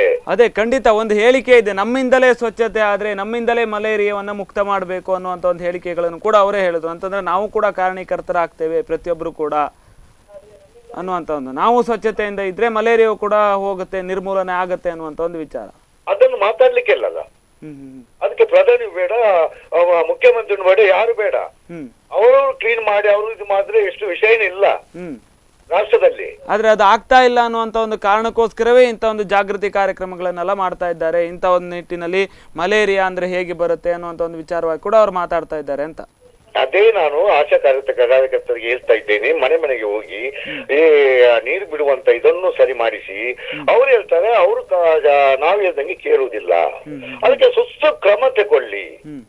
ಯಾವ್ದಾದ್ರು ಅವ್ರಿಗೆ ಹೇಳಿ, ನೀವು ಅದು ಮಾಡದಿದ್ದಲ್ಲೇ ನಿಮಗೆ ಯಾವ್ದಾದ್ರು ಇದ್ರಲ್ಲಿ ನಾವು ಸರ್ಕಾರದ ಇದ್ರಲ್ಲಿ ನಾವು ಏನಾದ್ರು ಮಾಡಿ ಇದು ಮಾಡ್ತೇವೆ, ನಿಮ್ಮ ಕ್ಲೀನ್ ಬಿಡಬೇಕು, ಶಿಸ್ತು ಕ್ರಮ ಕೈಗೊಳ್ಬೇಕು ಅಂತ ಆಶಾ ಕಾರ್ಯಕರ್ತರಲ್ಲಿ ನಾನೇ ಹೇಳ್ತೇನೆ. ಇಲ್ಲದ್ರೆ ಜನಗಳು ಇದು ಮಾಡುವುದಿಲ್ಲ. ಇದು ಮಾಡಿದ್ರೆ ಇದು ಬೇಕಾ, ಪ್ರಧಾನಿ ಬೇಕಾ, ಮುಖ್ಯಮಂತ್ರಿ ಬೇಕಾ? ಅವರವ್ರ ಜಾಗವನ್ನು ಅವರವ್ರು ಕ್ಲೀನ್ ಮಾಡ್ತಾರೆ. ಸ್ವಚ್ಛತೆ ಆಂದೋಲನ ಬೇಡ, ಖಂಡಿತ ಹಿಡಿದು ಈ ಡ್ರಾಮ ಮಾರ್ಗವನ್ನು ಅಡಿಸುವುದು ಬೇಡ, ಪಟಾಕಿ. ಖಂಡಿತ ಸರ್, ಅವರವ್ರು ಮಾಡಿದ್ರೆ ಅದೇ ಸ್ವಚ್ಛತ. ನೋಡಿ, ಸ್ವಚ್ಛತೆ ಅಂದ್ರೆ ಇಲ್ಲಿ ಬನ್ನಿ, ಹೊಲಲ್ಲಿ ಕೆಲವು ರೋಡ್ ನಲ್ಲಿ ಇದೆ, ವಾಸನೆಯಲ್ಲಿ ಹೋಗ್ಲಿಕ್ಕೆ ಆಗುದಿಲ್ಲ. ಅಂದ್ರೆ ಎಂತ ಗೊತ್ತು, ನಾ ಪ್ರತಿ ಪಂಚಾಯತ್ ನಲ್ಲಿ ಒಂದು ಕ್ಲೀನಿಂಗ್ ಅಂತ ಉಂಟು, ಕರೆಂಗ ಗ್ರಾಮದಲ್ಲಿ ಉಂಟು, ಪ್ರತಿ ಗ್ರಾಮದಲ್ಲಿ ಇಲ್ಲ. ಅಲ್ಲಿ ಜಾಗ ಇಲ್ಲ, ಸರ್ಕಾರದ್ದು ಉಂಟು, ಎಲ್ಲ ನುಂಗಿ ಹಾಕಿದ್ದಾರೆ. ಇಲ್ಲಿ ಅದಕ್ಕೆ ಬೇಕಾದ ಜಾಗ ಇಲ್ಲ, ಅದನ್ನು ಹಸಿ ಒಣ ಎಲ್ಲ ಮಾಡ್ಲಿಕ್ಕೆ ಉಂಟು, ಅದಕ್ಕೆ ಜಾಗ ಇಲ್ಲ. ಸರ್ಕಾರದಲ್ಲಿ ಹಣ ಉಂಟು, ಇದಕ್ಕೆ ಎಲ್ಲ ರೋಡ್ ನಲ್ಲಿ ಬಿಸಾಡಿ ಹೋಗಿದ್ದಾರೆ. ಸ್ವಚ್ಛತೆಯಲ್ಲಿ ಬಂತು ಸರ್. ಖಂಡಿತ ಅದೇ ಹೇಳಿದ್ದು, ಸ್ವಚ್ಛತೆಯನ್ನ ಪ್ರತಿಯೊಬ್ರು ಮಾಡ್ಬೇಕು ಅಂತ. ಆದ್ರೆ ಅದು ಆ ಕೆಲಸಗಳು ಆಗ್ತಾ ಇಲ್ಲ ಇತ್ತೀಚಿನ ದಿನಗಳಲ್ಲಿ. ಎಷ್ಟು ಹೇಳಿದ್ರು ಕೂಡ ಸರ್ಕಾರವು ಕೂಡ ಕೆಲವೊಂದೊಂದು ಹಂತದಲ್ಲಿ ತಪ್ಪು ಮಾಡ್ತಾ ಇದೆ ಸ್ವಚ್ಛತೆ ವಿಚಾರದಲ್ಲಿ ಅಂತ. ಧನ್ಯವಾದಗಳು ಸರ್ ನಿಮ್ಮ ಒಂದು ಸ್ವಲ್ಪ ಅಲ್ಲ. ನಾನು ಹೇಳ್ತಾ ಇದ್ದೇನೆ ನಿಮ್ಮ ಮಾಧ್ಯಮಕ್ಕೆ,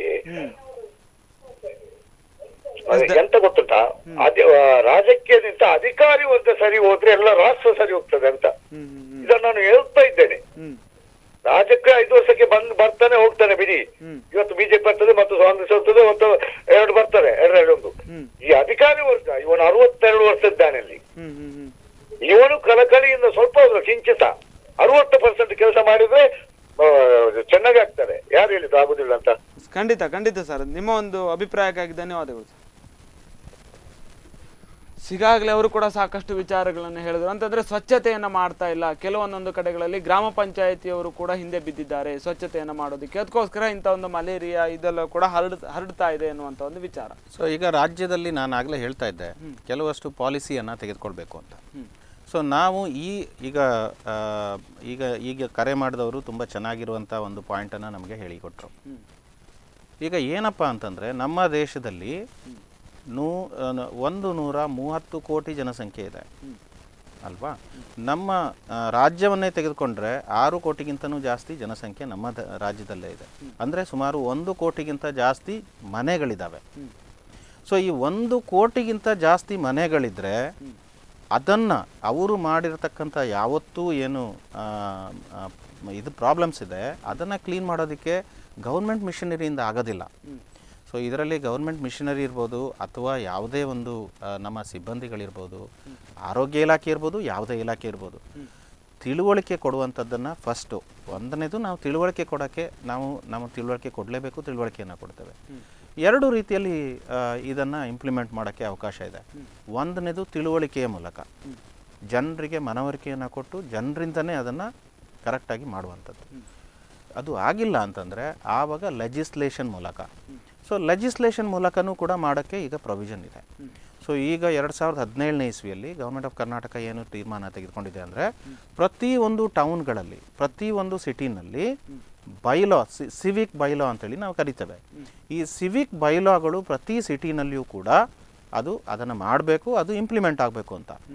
ಸೊ ಅದರ ಅರ್ಥ ಏನು ಅಂದರೆ, ಸಿವಿಕ್ ಬೈಲಾ ಏನು ಹೇಳುತ್ತೆ, ನಿಮ್ಮ ಮನೆಗಳ ಸುತ್ತಮುತ್ತಲು ಅಥವಾ ನಿಮ್ಮ ಯಾವುದೇ ಅಂಗಡಿಗಳ ಸುತ್ತಮುತ್ತಲು ಅಥವಾ ನಿಮ್ಮ ಎಸ್ಟಾಬ್ಲಿಷ್ಮೆಂಟ್, ನಿಮ್ಮ ಜಾಗದ ಸುತ್ತಮುತ್ತಲಿನ ಜವಾಬ್ದಾರಿ ನಿಮ್ಮದೇ.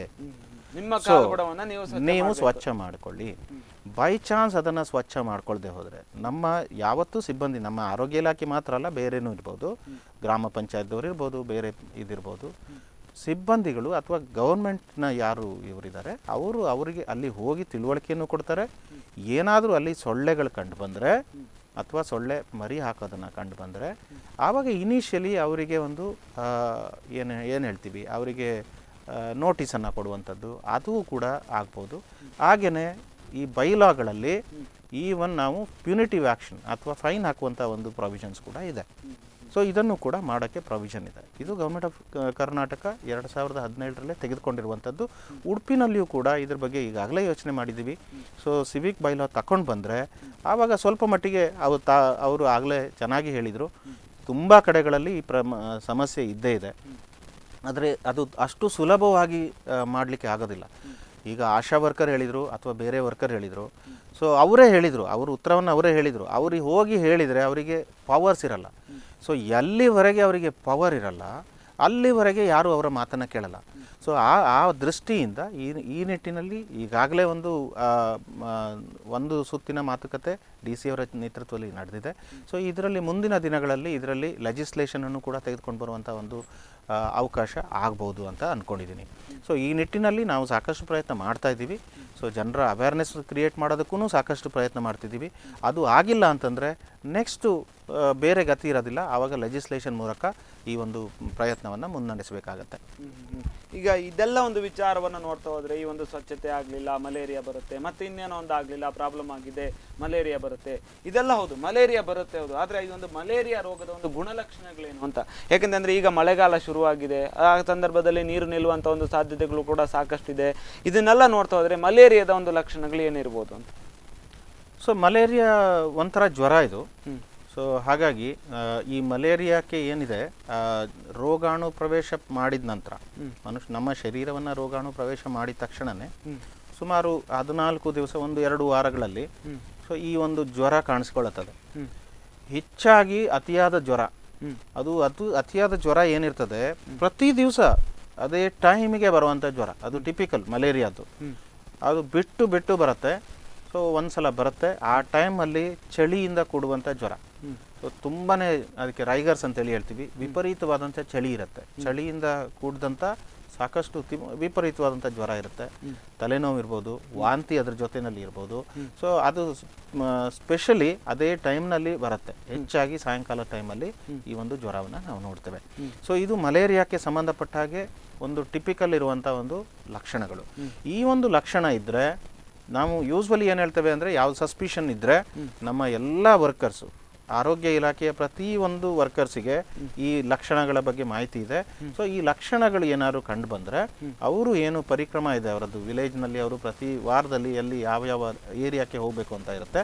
ಸೊ ಆ ಏರಿಯಾದಲ್ಲಿ ಅವರ ಪರಿಕ್ರಮ ಮಾಡುವಂಥ ವೇಳೆಯಲ್ಲಿ ಇದ್ರ ಬಗ್ಗೆ ವಿಚಾರಿಸ್ತಾರೆ. ಸೊ ಅಲ್ಲಿ ಇದ್ರ ಬಗ್ಗೆ ಈ ಲಕ್ಷಣಗಳ ಬಗ್ಗೆ ತಿಳಿ ಹೇಳುವುದು ಕೂಡ ಇದೆ. ಪ್ರತಿಯೊಬ್ಬರಿಗೂ ಮಾಹಿತಿಯನ್ನು ಕೊಡ್ತಾರೆ. ಅದೇ ರೀತಿಯಲ್ಲಿ ಏನಾದರೂ ಈ ಥರ ಲಕ್ಷಣಗಳಿದ್ರೆ ಅವರಿಗೆ ಹತ್ತಿರದ ಆಸ್ಪತ್ರೆಗೆ ಹೋಗಕ್ಕೆ ಹೇಳ್ತಾರೆ. ಇಲ್ಲ ಅಂತಂದರೆ ಅಲ್ಲಿಯೇ ಸ್ಲೈಡನ್ನು ತೆಗೆದುಕೊಂಡು ಡಯಾಗ್ನೋಸಿಸನ್ನು ಮಾಡುವಂಥ ಒಂದು ಕಾರ್ಯಕ್ರಮ ನಮ್ಮಲ್ಲಿ ಇದೆ. ಸೊ ಇದು ಲಕ್ಷಣಗಳು, ಮೇನ್ಲಿ ಇದು ಲಕ್ಷಣಗಳು.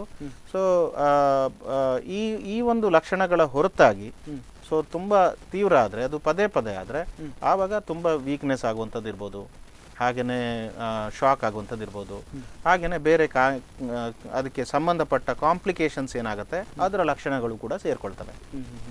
ಒಂದು ವಿರಾಮದ ನಂತರ ಮತ್ತೆ ಇನ್ನೂ ಕೂಡ ಸಾಕಷ್ಟು ಮಾತಾಡಲಿಕ್ಕಿದೆ. ಈಗಾಗಲೇ ನೋಡ್ತಾ ಇರುವ ಹಾಗೆ ಮಲೇರಿಯಾದ ಬಗ್ಗೆ ಸಾಕಷ್ಟು ಮಾತಾಡಲಿಕ್ಕಿದೆ. ಏನು ಅಂತಂದರೆ ಮಲೇರಿಯಾ ಮಾಸಾಚರಣೆ ಎನ್ನುವಂಥ ಒಂದು ಕಾರ್ಯಕ್ರಮವನ್ನು ಕೂಡ ಆರೋಗ್ಯ ಇಲಾಖೆ ಮಾಡ್ತಾ ಇದೆ. ಅದರ ಒಂದು ಉದ್ದೇಶಗಳೇನು, 2022-25 ಒಳಗೆ ಮಲೇರಿಯಾವನ್ನು ಈ ಒಂದು ದೇಶದಿಂದ ನಿರ್ಮೂಲನೆ ಮಾಡಬೇಕು ಅನ್ನುವಂಥ ಒಂದು ನಿಟ್ಟಿನಲ್ಲಿ ಮಲೇರಿಯಾ ವಿರುದ್ಧವಾಗಿ ಸಮರವನ್ನು ಸಾರಿದ್ದಾರೆ. ಈ ವಿಚಾರವಾಗಿ ಕೂಡ ಮಾತಾಡ್ತಾ ಹೋಗ್ತೀವಿ. ಅದಕ್ಕೂ ಮುನ್ನ ಚಿಕ್ಕದೊಂದು ವಿರಾಮ.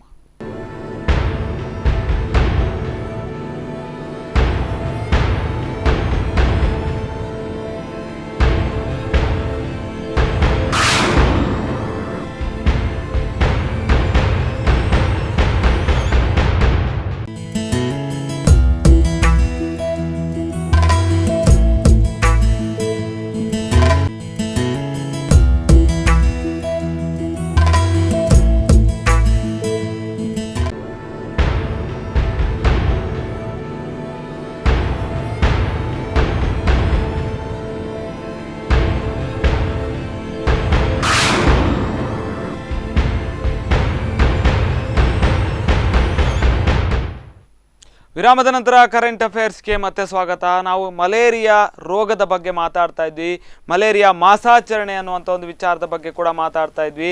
ಯಾಕೆ ಆರೋಗ್ಯ ಇಲಾಖೆ ಈ ರೀತಿಯಲ್ಲಿ ಮಲೇರಿಯಾ ಮಾಸಾಚರಣೆ ಅನ್ನುವಂಥ ಒಂದು ಕಾರ್ಯಕ್ರಮಗಳನ್ನು ಹಮ್ಮಿಕೊಂಡಿದೆ, ಇದರಿಂದ ಆಗುವಂಥ ಒಂದು ಉಪಯೋಗಗಳೇನು, ಉದ್ದೇಶಗಳೇನು, ಅದೆಲ್ಲದರ ಬಗ್ಗೆ ಕೂಡ ಮಾತಾಡಲೇಬೇಕು.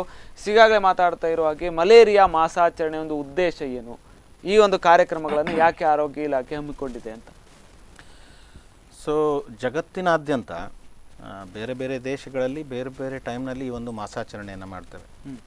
ಮಲೇರಿಯಾ ಮಂತ್ ಅಂತೇಳಿ ಅಬ್ಸರ್ವ್ ಮಾಡ್ತೇವೆ. ಸೊ ಆಯಾ ದೇಶಗಳಲ್ಲಿ ಯಾವಾಗ ಈ ಒಂದು ಮಲೇರಿಯಾ ಹೆಚ್ಚಾಗಿ ಹರಡ್ತದೆ, ಸೊ ಆ ಒಂದು ಟೈಮ್ನಲ್ಲಿ, ಆ ಒಂದು ಶುರುವಾಗುವಂಥ ಸಮಯದಲ್ಲಿ ಈ ಒಂದು ಮಲೇರಿಯಾ ಮಾಸಾಚರಣೆಯನ್ನು ಮಾಡ್ತೇವೆ.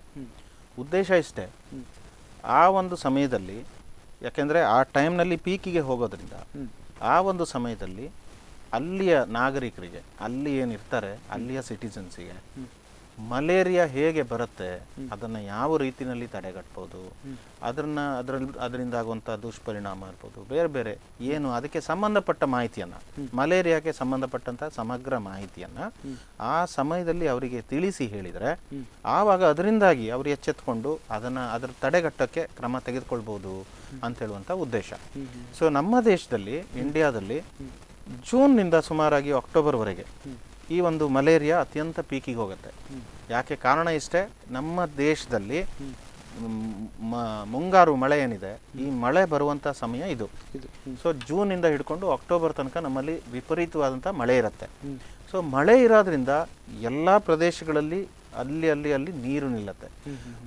ಕಂಟಿನ್ಯೂಸ್ ಮಳೆ ಇದ್ದರೆ ಯೂಸ್ವಲಿ ಹೋಗಿಬಿಡ್ತದೆ, ಇದ್ರ ಜೊತೆನಲ್ಲಿ ಫ್ಲೋ ಜೊತೆನಲ್ಲಿ ಮೊಟ್ಟೆಗಳೆಲ್ಲ ಹೋಗಿಬಿಡ್ತವೆ. ಆದರೆ ಅದು ಆಗಿಲ್ಲದೆ ಇರೋದ್ರಿಂದ ಆಗಾಗ ನೀರು ನಿಲ್ಲತ್ತೆ ಅಲ್ಲಿ. ಸೊ ನೀರು ನಿಂತಿರೋದ್ರಿಂದ 1 ದಿವಸ 2 ದಿವಸ ಮಳೆ ಬರಲ್ಲ ಅಂತ ತಿಳ್ಕೊಳ್ಳಿ, ಆವಾಗ ಆ ಪ್ರದೇಶಗಳಲ್ಲಿ ನೀರು ನಿಂತ್ಕೊಳ್ಳುತ್ತೆ. ಅಲ್ಲಿ ಮೊಟ್ಟೆಗಳನ್ನು ಈ ಸೊಳ್ಳೆಗಳು ಇಡ್ತವೆ. ಸೊ ಆ ಒಂದು ನಿಟ್ಟಿನಲ್ಲಿ ಈ ಟೈಮ್ ಏನಿದೆ, ಜೂನಿಂದ ಹಿಡ್ಕೊಂಡು ಅಕ್ಟೋಬರ್ವರೆಗಿನ ಪೀರಿಯಡ್ ಏನಿದೆ, ಇದು ನಮಗೆ ಮಲೇರಿಯಾಕ್ಕೆ ಸಂಬಂಧಪಟ್ಟ ಹಾಗೆ ಅತ್ಯಂತ ಅದು ಅತ್ಯಂತ ಮುಖ್ಯವಾದಂಥ ಒಂದು ಸಮಯ. ಸೊ ಇಡೀ ವರ್ಷದ ಅತಿ ಹೆಚ್ಚು ಕೇಸು, ಸುಮಾರು 60-70% ಈ ಒಂದು 4 ತಿಂಗಳಲ್ಲಿ ಇದು ಹೆಚ್ಚಾಗಿ ಕಂಡು ಬರ್ತದೆ.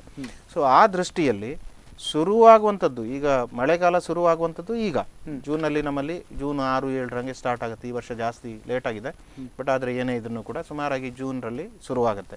ಸೊ ಹಾಗಾಗಿ ಶುರುವಾಗುವಂಥ ಈ ಸಂದರ್ಭದಲ್ಲಿ ನಾವು ಈ ಒಂದು ಮೆಸೇಜನ್ನು, ಈ ಮಲೇರಿಯಾಕ್ಕೆ ಸಂಬಂಧಪಟ್ಟಂಥ ಯಾವುದೇ ರೀತಿಯ ಸಮಗ್ರ ಮಾಹಿತಿಯನ್ನು ಜನರಿಗೆ ಮುಟ್ಟಿಸುವಂಥ ನಿಟ್ಟಿನಲ್ಲಿ ಈ ಒಂದು ಮಲೇರಿಯಾ ಮಾಸಾಚರಣೆಯನ್ನು ಇಲ್ಲಿ ಪ್ರತಿ ವರ್ಷ ಜೂನ್ ತಿಂಗಳಲ್ಲಿ ನಮ್ಮ ದೇಶದಲ್ಲಿ ಆಚರಿಸ್ತಾರೆ. ಸೊ ಹಾಗೆಯೇ ನಾವು ಈ ವರ್ಷನೂ ಕೂಡ ಆಚರಿಸ್ತಾ ಇದ್ದೀವಿ ವಿತ್ ಎ ಸ್ಲೋಗನ್ ಏನಂತಂದರೆ, ಮಲೇರಿಯಾ ಏನಿದೆ, ಮಲೇರಿಯಾ ಮುಕ್ತವಾದಂಥ ದೇಶ ನನ್ನಿಂದಲೇ ಪ್ರಾರಂಭ, ನಾನೇ ಮಲೇರಿಯಾವನ್ನು ಮುಕ್ತ ಮಾಡುವಂಥ ಮೊದಲಿನ ಹೆಜ್ಜೆಯನ್ನು ಹಾಕ್ತೇನೆ ಅಂತ ಹೇಳುವಂಥ ಒಂದು ಸ್ಲೋಗನ್ ಜೊತೆಯಲ್ಲಿ ನಾವು ಈ ವರ್ಷ ಜೂನ್ನಲ್ಲಿ ಈ ಒಂದು ಮಲೇರಿಯಾ ಮಾಸಾಚರಣೆಯನ್ನು ಆಚರಿಸ್ತಾ ಇದ್ದೇವೆ. ನೀವೊಂದು ಮಾಸಾಚರಣೆಯನ್ನು ಆಚರಿಸ್ತಾ ಇದ್ದೀರಿ, ಅದೇ ರೀತಿಯಲ್ಲಿ ಅವೇರ್ನೆಸ್ಗಳನ್ನು ಕೂಡ ಜನರಿಗೆ ಕೊಡ್ತಾ ಇದ್ದೀರಿ. ಅದನ್ನೆಲ್ಲ ನೋಡ್ತಾ ಹೋದರೆ ಈ ಒಂದು ರೋಗದ ದುಷ್ಪರಿಣಾಮಗಳ ಬಗ್ಗೆ ಹೇಳಿದ್ರಿ, ಹೇಗೆ ಬರುತ್ತೆ ರೋಗ, ಅದೇ ರೀತಿಯಲ್ಲಿ ಆಗುವಂಥ ಒಂದು ದುಷ್ಪರಿಣಾಮಗಳೇನು, ಮುಂದೆ ಏನಾಗ್ಬೋದು, ಒಂದು ರೋಗ ಬಂದ ನಂತರ ಏನಾಗ್ಬೋದು, ಆ ಒಂದು ವ್ಯಕ್ತಿಗೆ ಏನಾಗ್ಬೋದು ಅನ್ನುವಂಥ ಒಂದು ವಿಚಾರ, ಅಥವಾ ಇದೆಲ್ಲದರ ಬಗ್ಗೆ ಏನು ಹೇಳುತ್ತೆ, ಅಂದರೆ ಮಲೇರಿಯಾ ರೋಗ ಏನು ಹೇಳುತ್ತೆ ಅಂತ. ಸೊ ಮಲೇರಿಯಾದಲ್ಲಿ ಮೂರು ರೀತಿಯಲ್ಲಿ ನಾವು ವಿಂಗಡಿಸ್ಬೋದು. ಮೊದಲನೇದು ಇಮ್ಮಿಡಿಯೇಟ್ ಆಗುವಂಥ ದುಷ್ಪರಿಣಾಮಗಳು. ಮಲೇರಿಯಾ ಬಂದಾಗ ಅಕ್ಯೂಟ್ ಫೆಬ್ರೈಲ್ ಇಲ್ನೆಸ್ ಅಂತೇಳಿ ಕರೀತೇವೆ. ಅಂದರೆ ಕೂಡಲೇ ಬಂದ ತಕ್ಷಣವೇ ಇಮ್ಮಿಡಿಯೇಟ್ ಆಗಿ ಕಂಡುಬರುವಂಥ ಕೆಲವಷ್ಟು ದುಷ್ಪರಿಣಾಮಗಳು ಏನೆಲ್ಲ ಇರ್ಬೋದು. ಒಂದನೇದು ಅತಿಯಾದಂಥ ಜ್ವರ ಇದ್ದರೆ ಅದರಿಂದಾಗಿ ಸಫರಿಂಗ್ಸು. ಇನ್ನು ಕೆಲವಷ್ಟು ಮಲೇರಿಯಾದಿಂದ ಆಗಿರುವಂಥ ಕಾಂಪ್ಲಿಕೇಶನ್ಸನ್ನು ನಾವು ನೋಡ್ತೇವೆ. ಎಸ್ಪೆಷಲಿ ಈಗ ಫಾಲ್ಸಿಪ್ಯಾರಮ್ ಮಲೇರಿಯಾ ಅಂತಿದೆ. 2 ರೀತಿಯ ಮಲೇರಿಯಾ ಅತ್ಯಂತ ಮುಖ್ಯವಾಗಿ ನಮ್ಮ ಭಾರತ ದೇಶದಲ್ಲಿ 2 ರೀತಿಯ ಮಲೇರಿಯಾ ಅತ್ಯಂತ ಮುಖ್ಯವಾಗಿದೆ. ಒಂದು ಪ್ಲಾಸ್ಮೋಡಿಯಂ ವೈವ್ಯಾಕ್ಸ್ ಅಂತ, ಹಾಗೆಯೇ ಇನ್ನೊಂದು ಪ್ಲಾಸ್ಮೋಡಿಯಂ ಫಾಲ್ಸಿಪ್ಯಾರಮ್ ಅಂತ. ಇಡೀ ಜಗತ್ತನ್ನು ತೆಗೆದುಕೊಂಡ್ರೆ 5 ರೀತಿಯಲ್ಲಿದ್ದಾವೆ. ಬೇರೆ ಬೇರೆ ರೀತಿಯ ಇದು ಪ್ಯಾರಾಸೈಟ್ ಅಂತೇಳಿ ಏನು ಕರಿತೇವೆ, ರೋಗಾಣು ಇದೆ. ಸೊ ಆದರೆ ನಮ್ಮ ದೇಶಕ್ಕೆ ಸಂಬಂಧಪಟ್ಟ ಹಾಗೆ ನಮ್ಮಲ್ಲಿ 2 ರೀತಿಯ ರೋಗಾಣು ಅತ್ಯಂತ ಮುಖ್ಯವಾಗಿದೆ, ಪ್ಲಾಸ್ಮೋಡಿಯಂ ವೈವ್ಯಾಕ್ಸ್ ಮತ್ತು ಪ್ಲಾಸ್ಮೋಡಿಯಂ ಫಾಲ್ಸಿಪ್ಯಾರಮ್. ಇದು 2ರಲ್ಲಿ ಪ್ಲಾಸ್ಮೋಡಿಯಂ ಫಾಲ್ಸಿಪ್ಯಾರಮ್ ಅಂತ ಹೇಳುವಂಥ ಮಲೇರಿಯಾ ಏನಿದೆ, ಅದು ಅತ್ಯಂತ ಸ್ವಲ್ಪ ರಿಸ್ಕ್ ಇರುವಂಥದ್ದು, ಜಾಸ್ತಿ ಡೇಂಜರಸ್ ಮಲೇರಿಯಾ ಅಂತೇಳಿ ನಾವು ಹೇಳ್ಬೋದು. ಫಾರ್ಚುನೇಟ್ಲಿ ನಮ್ಮ ದೇಶದಲ್ಲಿ ವೈವ್ಯಾಕ್ಸ್ ಅದು ಸ್ವಲ್ಪ ಜಾಸ್ತಿ ಇದೆ ನಮ್ಮ ಭಾಗದಲ್ಲಿ. ಇಡೀ ನೀವು ದೇಶವನ್ನು ತೆಗೆದುಕೊಂಡ್ರೆ ಫಾಲ್ಸಿಪ್ಯಾರಮ್ ಜಾಸ್ತಿ ಇದೆ. ಸೊ ಹಾಗಾಗಿ ಫಾಲ್ಸಿಪ್ಯಾರಮ್ ಮಲೇರಿಯಾ ಏನಿದೆ ಅದರಿಂದಾಗಿ ಸಾಕಷ್ಟು ಕಾಂಪ್ಲಿಕೇಶನ್ಸ್ ಆಗುತ್ತೆ. ಫಾಲ್ಸಿಪ್ಯಾರಮ್ ಮಲೇರಿಯಾದಲ್ಲಿ ಇನ್ಕ್ಲೂಡಿಂಗ್ ಮಿದುಳು ಜ್ವರ ಕೂಡ ಬರ್ಬೋದು. ಹಾಗೆಯೇ ಅಕ್ಯೂಟ್ ಫೆಬ್ರೈಲ್ ಇಲ್ನೆಸ್ ಇರುತ್ತೆ. ಜ್ವರದಿಂದಾಗಿ ಈ ಮಲೇರಿಯಾ ಏನು ಮಾಡುತ್ತೆ, ಮಲೇರಿಯಾ ಒಳಗಡೆ ಹೋಗ್ಬಿಟ್ಟು ನೀವು ಇದನ್ನು ಅರ್ಥ ಮಾಡ್ಕೋಬೇಕು. ಮಲೇರಿಯಾ ರೋಗಾಣು ಏನಿರುತ್ತೆ ಮೊದಲು ಲಿವರನ್ನು ಅಟ್ಯಾಕ್ ಮಾಡುತ್ತೆ. ಲಿವರಿಂದ ಅಟ್ಯಾಕ್ ಮಾಡಿದ ನಂತರ ಲಿವರ್ ಸೆಲ್ಲು ಒಡೆದೋಗುತ್ತೆ. ಸೊ ಅಲ್ಲಿ ಲಿವರು ಹಾಳು ಮಾಡುತ್ತೆ. ಅದರ ಜೊತೆಯಲ್ಲಿ ಅದರ ನಂತರ ಅಲ್ಲಿಂದ ಬಿಡುಗಡೆಯಾದಂಥ ಸಣ್ಣ ಸಣ್ಣ ಮರಿಗಳು ಅವು ರಕ್ತ ಕಣಗಳನ್ನು, ಅದರಲ್ಲಿ ಕೆಂಪು ರಕ್ತ ಕಣಗಳನ್ನು ಆಯ್ಕೆ ಮಾಡ್ಕೊಳ್ತವೆ. ಅದರಲ್ಲಿ ಮತ್ತೆ ಬೆಳವಣಿಗೆ ಹೊಂದುತ್ತದೆ. ಕೆಂಪು ರಕ್ತ ಕಣಗಳಲ್ಲಿ ಕೂಡ ಅದು ಮಲ್ಟಿಪ್ಲೈ ಆಗಿ ಸಾಕಷ್ಟು ಸಂಖ್ಯೆಯಲ್ಲಿ ಬೆಳೆದು ಕೆಂಪು ರಕ್ತ ಕಣವನ್ನು ಒಡಿತದೆ. ಸೊ ಅದು ಒಡೆದಿದ್ರಿಂದ ಏನಾಗುತ್ತೆ, ನಿರಂತರವಾಗಿ ಅದು ಒಡಿತಾ ಹೋಗೋದ್ರಿಂದ ರಕ್ತ ಕಣಗಳು, ಕೆಂಪು ರಕ್ತ ಕಣಗಳು ಕಮ್ಮಿ ಆಗ್ತಾ ಹೋಗುತ್ತೆ. ಸೊ ಆ ದೃಷ್ಟಿಯಲ್ಲಿ ನಮಗೆ ಅನೀಮಿಯಾ ಅಥವಾ ರಕ್ತಹೀನತೆ ಉಂಟಾಗ್ತದೆ. ಚಿಕ್ಕ ಮಕ್ಕಳಲ್ಲಿ ಈ ಥರ ಆದರೆ ಅವಾಗ ರಕ್ತಹೀನತೆ ತುಂಬ ಪ್ರಮಾಣದಲ್ಲಿ ಆಗ್ಬೋದು. ಲಿವರಿನ ತೊಂದರೆ ಆಗ್ಬೋದು, ರಕ್ತಹೀನತೆ ಆಗ್ಬೋದು. ರಕ್ತಹೀನತೆ ತುಂಬ ಪ್ರಮಾಣದಲ್ಲಿ ಆದರೆ ಡೆತ್ ಕೂಡ ಉಂಟಾಗ್ಬೋದು. ಹಾಗೆ ಫಾಲ್ಸಿಪ್ಯಾರಮ್ ಮಲೇರಿಯಾದಲ್ಲಿ ಮಿದುಳು ಜ್ವರ ಕೂಡ ಆಗ್ಬೋದು. ಬೇರೆ ಬೇರೆ ಅವಯವಗಳ ಮೇಲೆ ಅದು ಆ್ಯಕ್ಟ್ ಆಗ್ಬೋದು. ಆ ದೃಷ್ಟಿಯಲ್ಲಿ ಡೆತ್ ಕೂಡ ಆಗುತ್ತೆ. ಸಡನ್ನಾಗಿ ಬರುವಂಥ ಈ ಒಂದು ಮಲೇರಿಯಾ ಅಕ್ಯೂಟ್ ಫೆಬ್ರೈಲ್ ಇಲ್ನೆಸ್ ಏನಿದೆ ಅದು ಆ ಥರ ಆಗುತ್ತೆ. ಇನ್ನು ಕೆಲವು ಸಂದರ್ಭದಲ್ಲಿ ಕ್ರಾನಿಕ್ ಆಗಿ ಆಗುತ್ತೆ. ಆವಾಗ ಇಂಪಾರ್ಟೆಂಟ್ ಸೈಡ್ ಎಫೆಕ್ಟ್ ಅಥವಾ ಇಂಪಾರ್ಟೆಂಟ್ ಏನು ಅದರಿಂದ ಕಾನ್ಸಿಕ್ವೆನ್ಸ್ ಏನಂದರೆ, ಆವಾಗ ನಾನು ಹೇಳಿದಾಗೆ ಮಲೇರಿಯಾದಿಂದ ಈ ಅನೀಮಿಯಾ ಏನಿದೆ ಅದು ಶತಸಿದ್ಧವಾಗಿ ಬರ್ತದೆ. ಕ್ರಾನಿಕಲಿ ವೈವ್ಯಾಕ್ಸ್ನಲ್ಲಿ ನಾವು ನೋಡ್ತೇವೆ, ಟ್ರೀಟ್ಮೆಂಟ್ ಕೊಟ್ಟಿರ್ತೇವೆ, ಆದರೆ ರಿಲ್ಯಾಪ್ಸ್ ಆಗುತ್ತೆ. ರಿಲ್ಯಾಪ್ಸ್ ಅಂದರೆ ಪುನಃ ಬರುತ್ತೆ. ಅಲ್ಲಿ ಒಂದು ಸ್ವಲ್ಪ ಉಳ್ಕೊಂಡಿರೋದು ಏನಿದೆ, ಪೂರ್ತಿಯಾಗಿ ನಾವು ಟ್ರೀಟ್ಮೆಂಟನ್ನು ಸರಿಯಾಗಿ ಕೊಟ್ಟಿಲ್ಲ ಅಂತಂದರೆ ಅದಕ್ಕೆ ವೈವ್ಯಾಕ್ಸಿಗೆ ನಾವು 14 ದಿನಗಳ ಟ್ರೀಟ್ಮೆಂಟ್ ಕೊಡ್ತೇವೆ. ಸೊ ಹಾಗೆ 14 ದಿನಗಳ ಟ್ರೀಟ್ಮೆಂಟನ್ನು ಕರೆಕ್ಟಾಗಿ ತೆಗೆದುಕೊಂಡಿಲ್ಲ ಅಂದರೆ ಸ್ವಲ್ಪ ಮಟ್ಟಿಗೆ ಉಳಿದಿರುವಂಥ ಈ ಒಂದು ರೋಗಾಣು ಏನಿದೆ ಅದು ಆಮೇಲೆ ನಿಧಾನವಾಗಿ ಮತ್ತೆ ಉಲ್ಬಣಗೊಳ್ತದೆ. ಅದಕ್ಕೆ ನಾವು ರಿಲ್ಯಾಪ್ಸ್ ಅಂತೇಳಿ ಕರಿತೇವೆ. ಸೊ ರಿಲ್ಯಾಪ್ಸ್ ಆಗುವಂಥ ಸಾಧ್ಯತೆ ವೈವ್ಯಾಕ್ಸ್ನಲ್ಲಿ ಜಾಸ್ತಿ ಇದೆ. ಕ್ರಾನಿಕ್ ಆಗಿ ಅಂದರೆ ಪದೇ ಪದೇ ಆಗುತ್ತೆ. ಅದರಿಂದಾಗಿ ರಕ್ತಹೀನತೆ ತುಂಬ ಜಾಸ್ತಿ ಆಗುತ್ತೆ. ಈಗ ಒಂದು ಪ್ರೆಗ್ನೆನ್ಸಿಯಲ್ಲಿ ಏನಾದರೂ ಮಲೇರಿಯಾ ಬಂದರೆ ಆವಾಗ ಅದು ಪ್ರೆಗ್ನೆಂಟ್ ಮಗುಗೂ ತೊಂದರೆ ಇದೆ. ಹಾಗೆಯೇ ಹುಟ್ಟುವಂಥ ಮಗುಗೂ ತೊಂದರೆ ಇದೆ, ತಾಯಿಗೂ ತೊಂದರೆ ಇದೆ.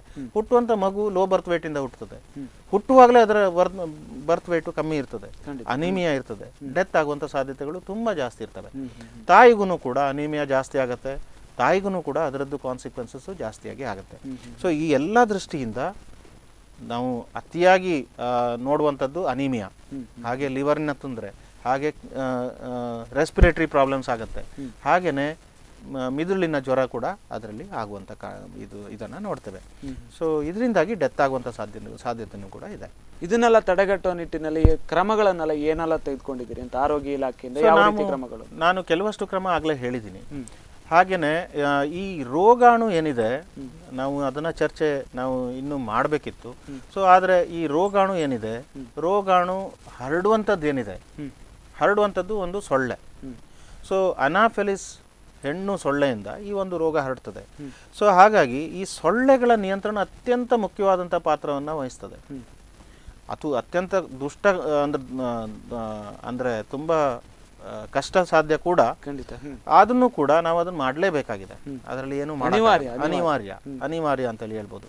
ಸೊ ಹಾಗಾಗಿ ನಾನು ಆಗಲೇ ಹೇಳಿದೆ, ನಮ್ಮ ವಾತಾವರಣ ಕೂಡ ಅದಕ್ಕೆ ಅತ್ಯಂತ ಅನುಕೂಲಕರವಾಗಿದೆ ಈ ಒಂದು ಸೊಳ್ಳೆಗಳ ಬೆಳವಣಿಗೆಗೆ.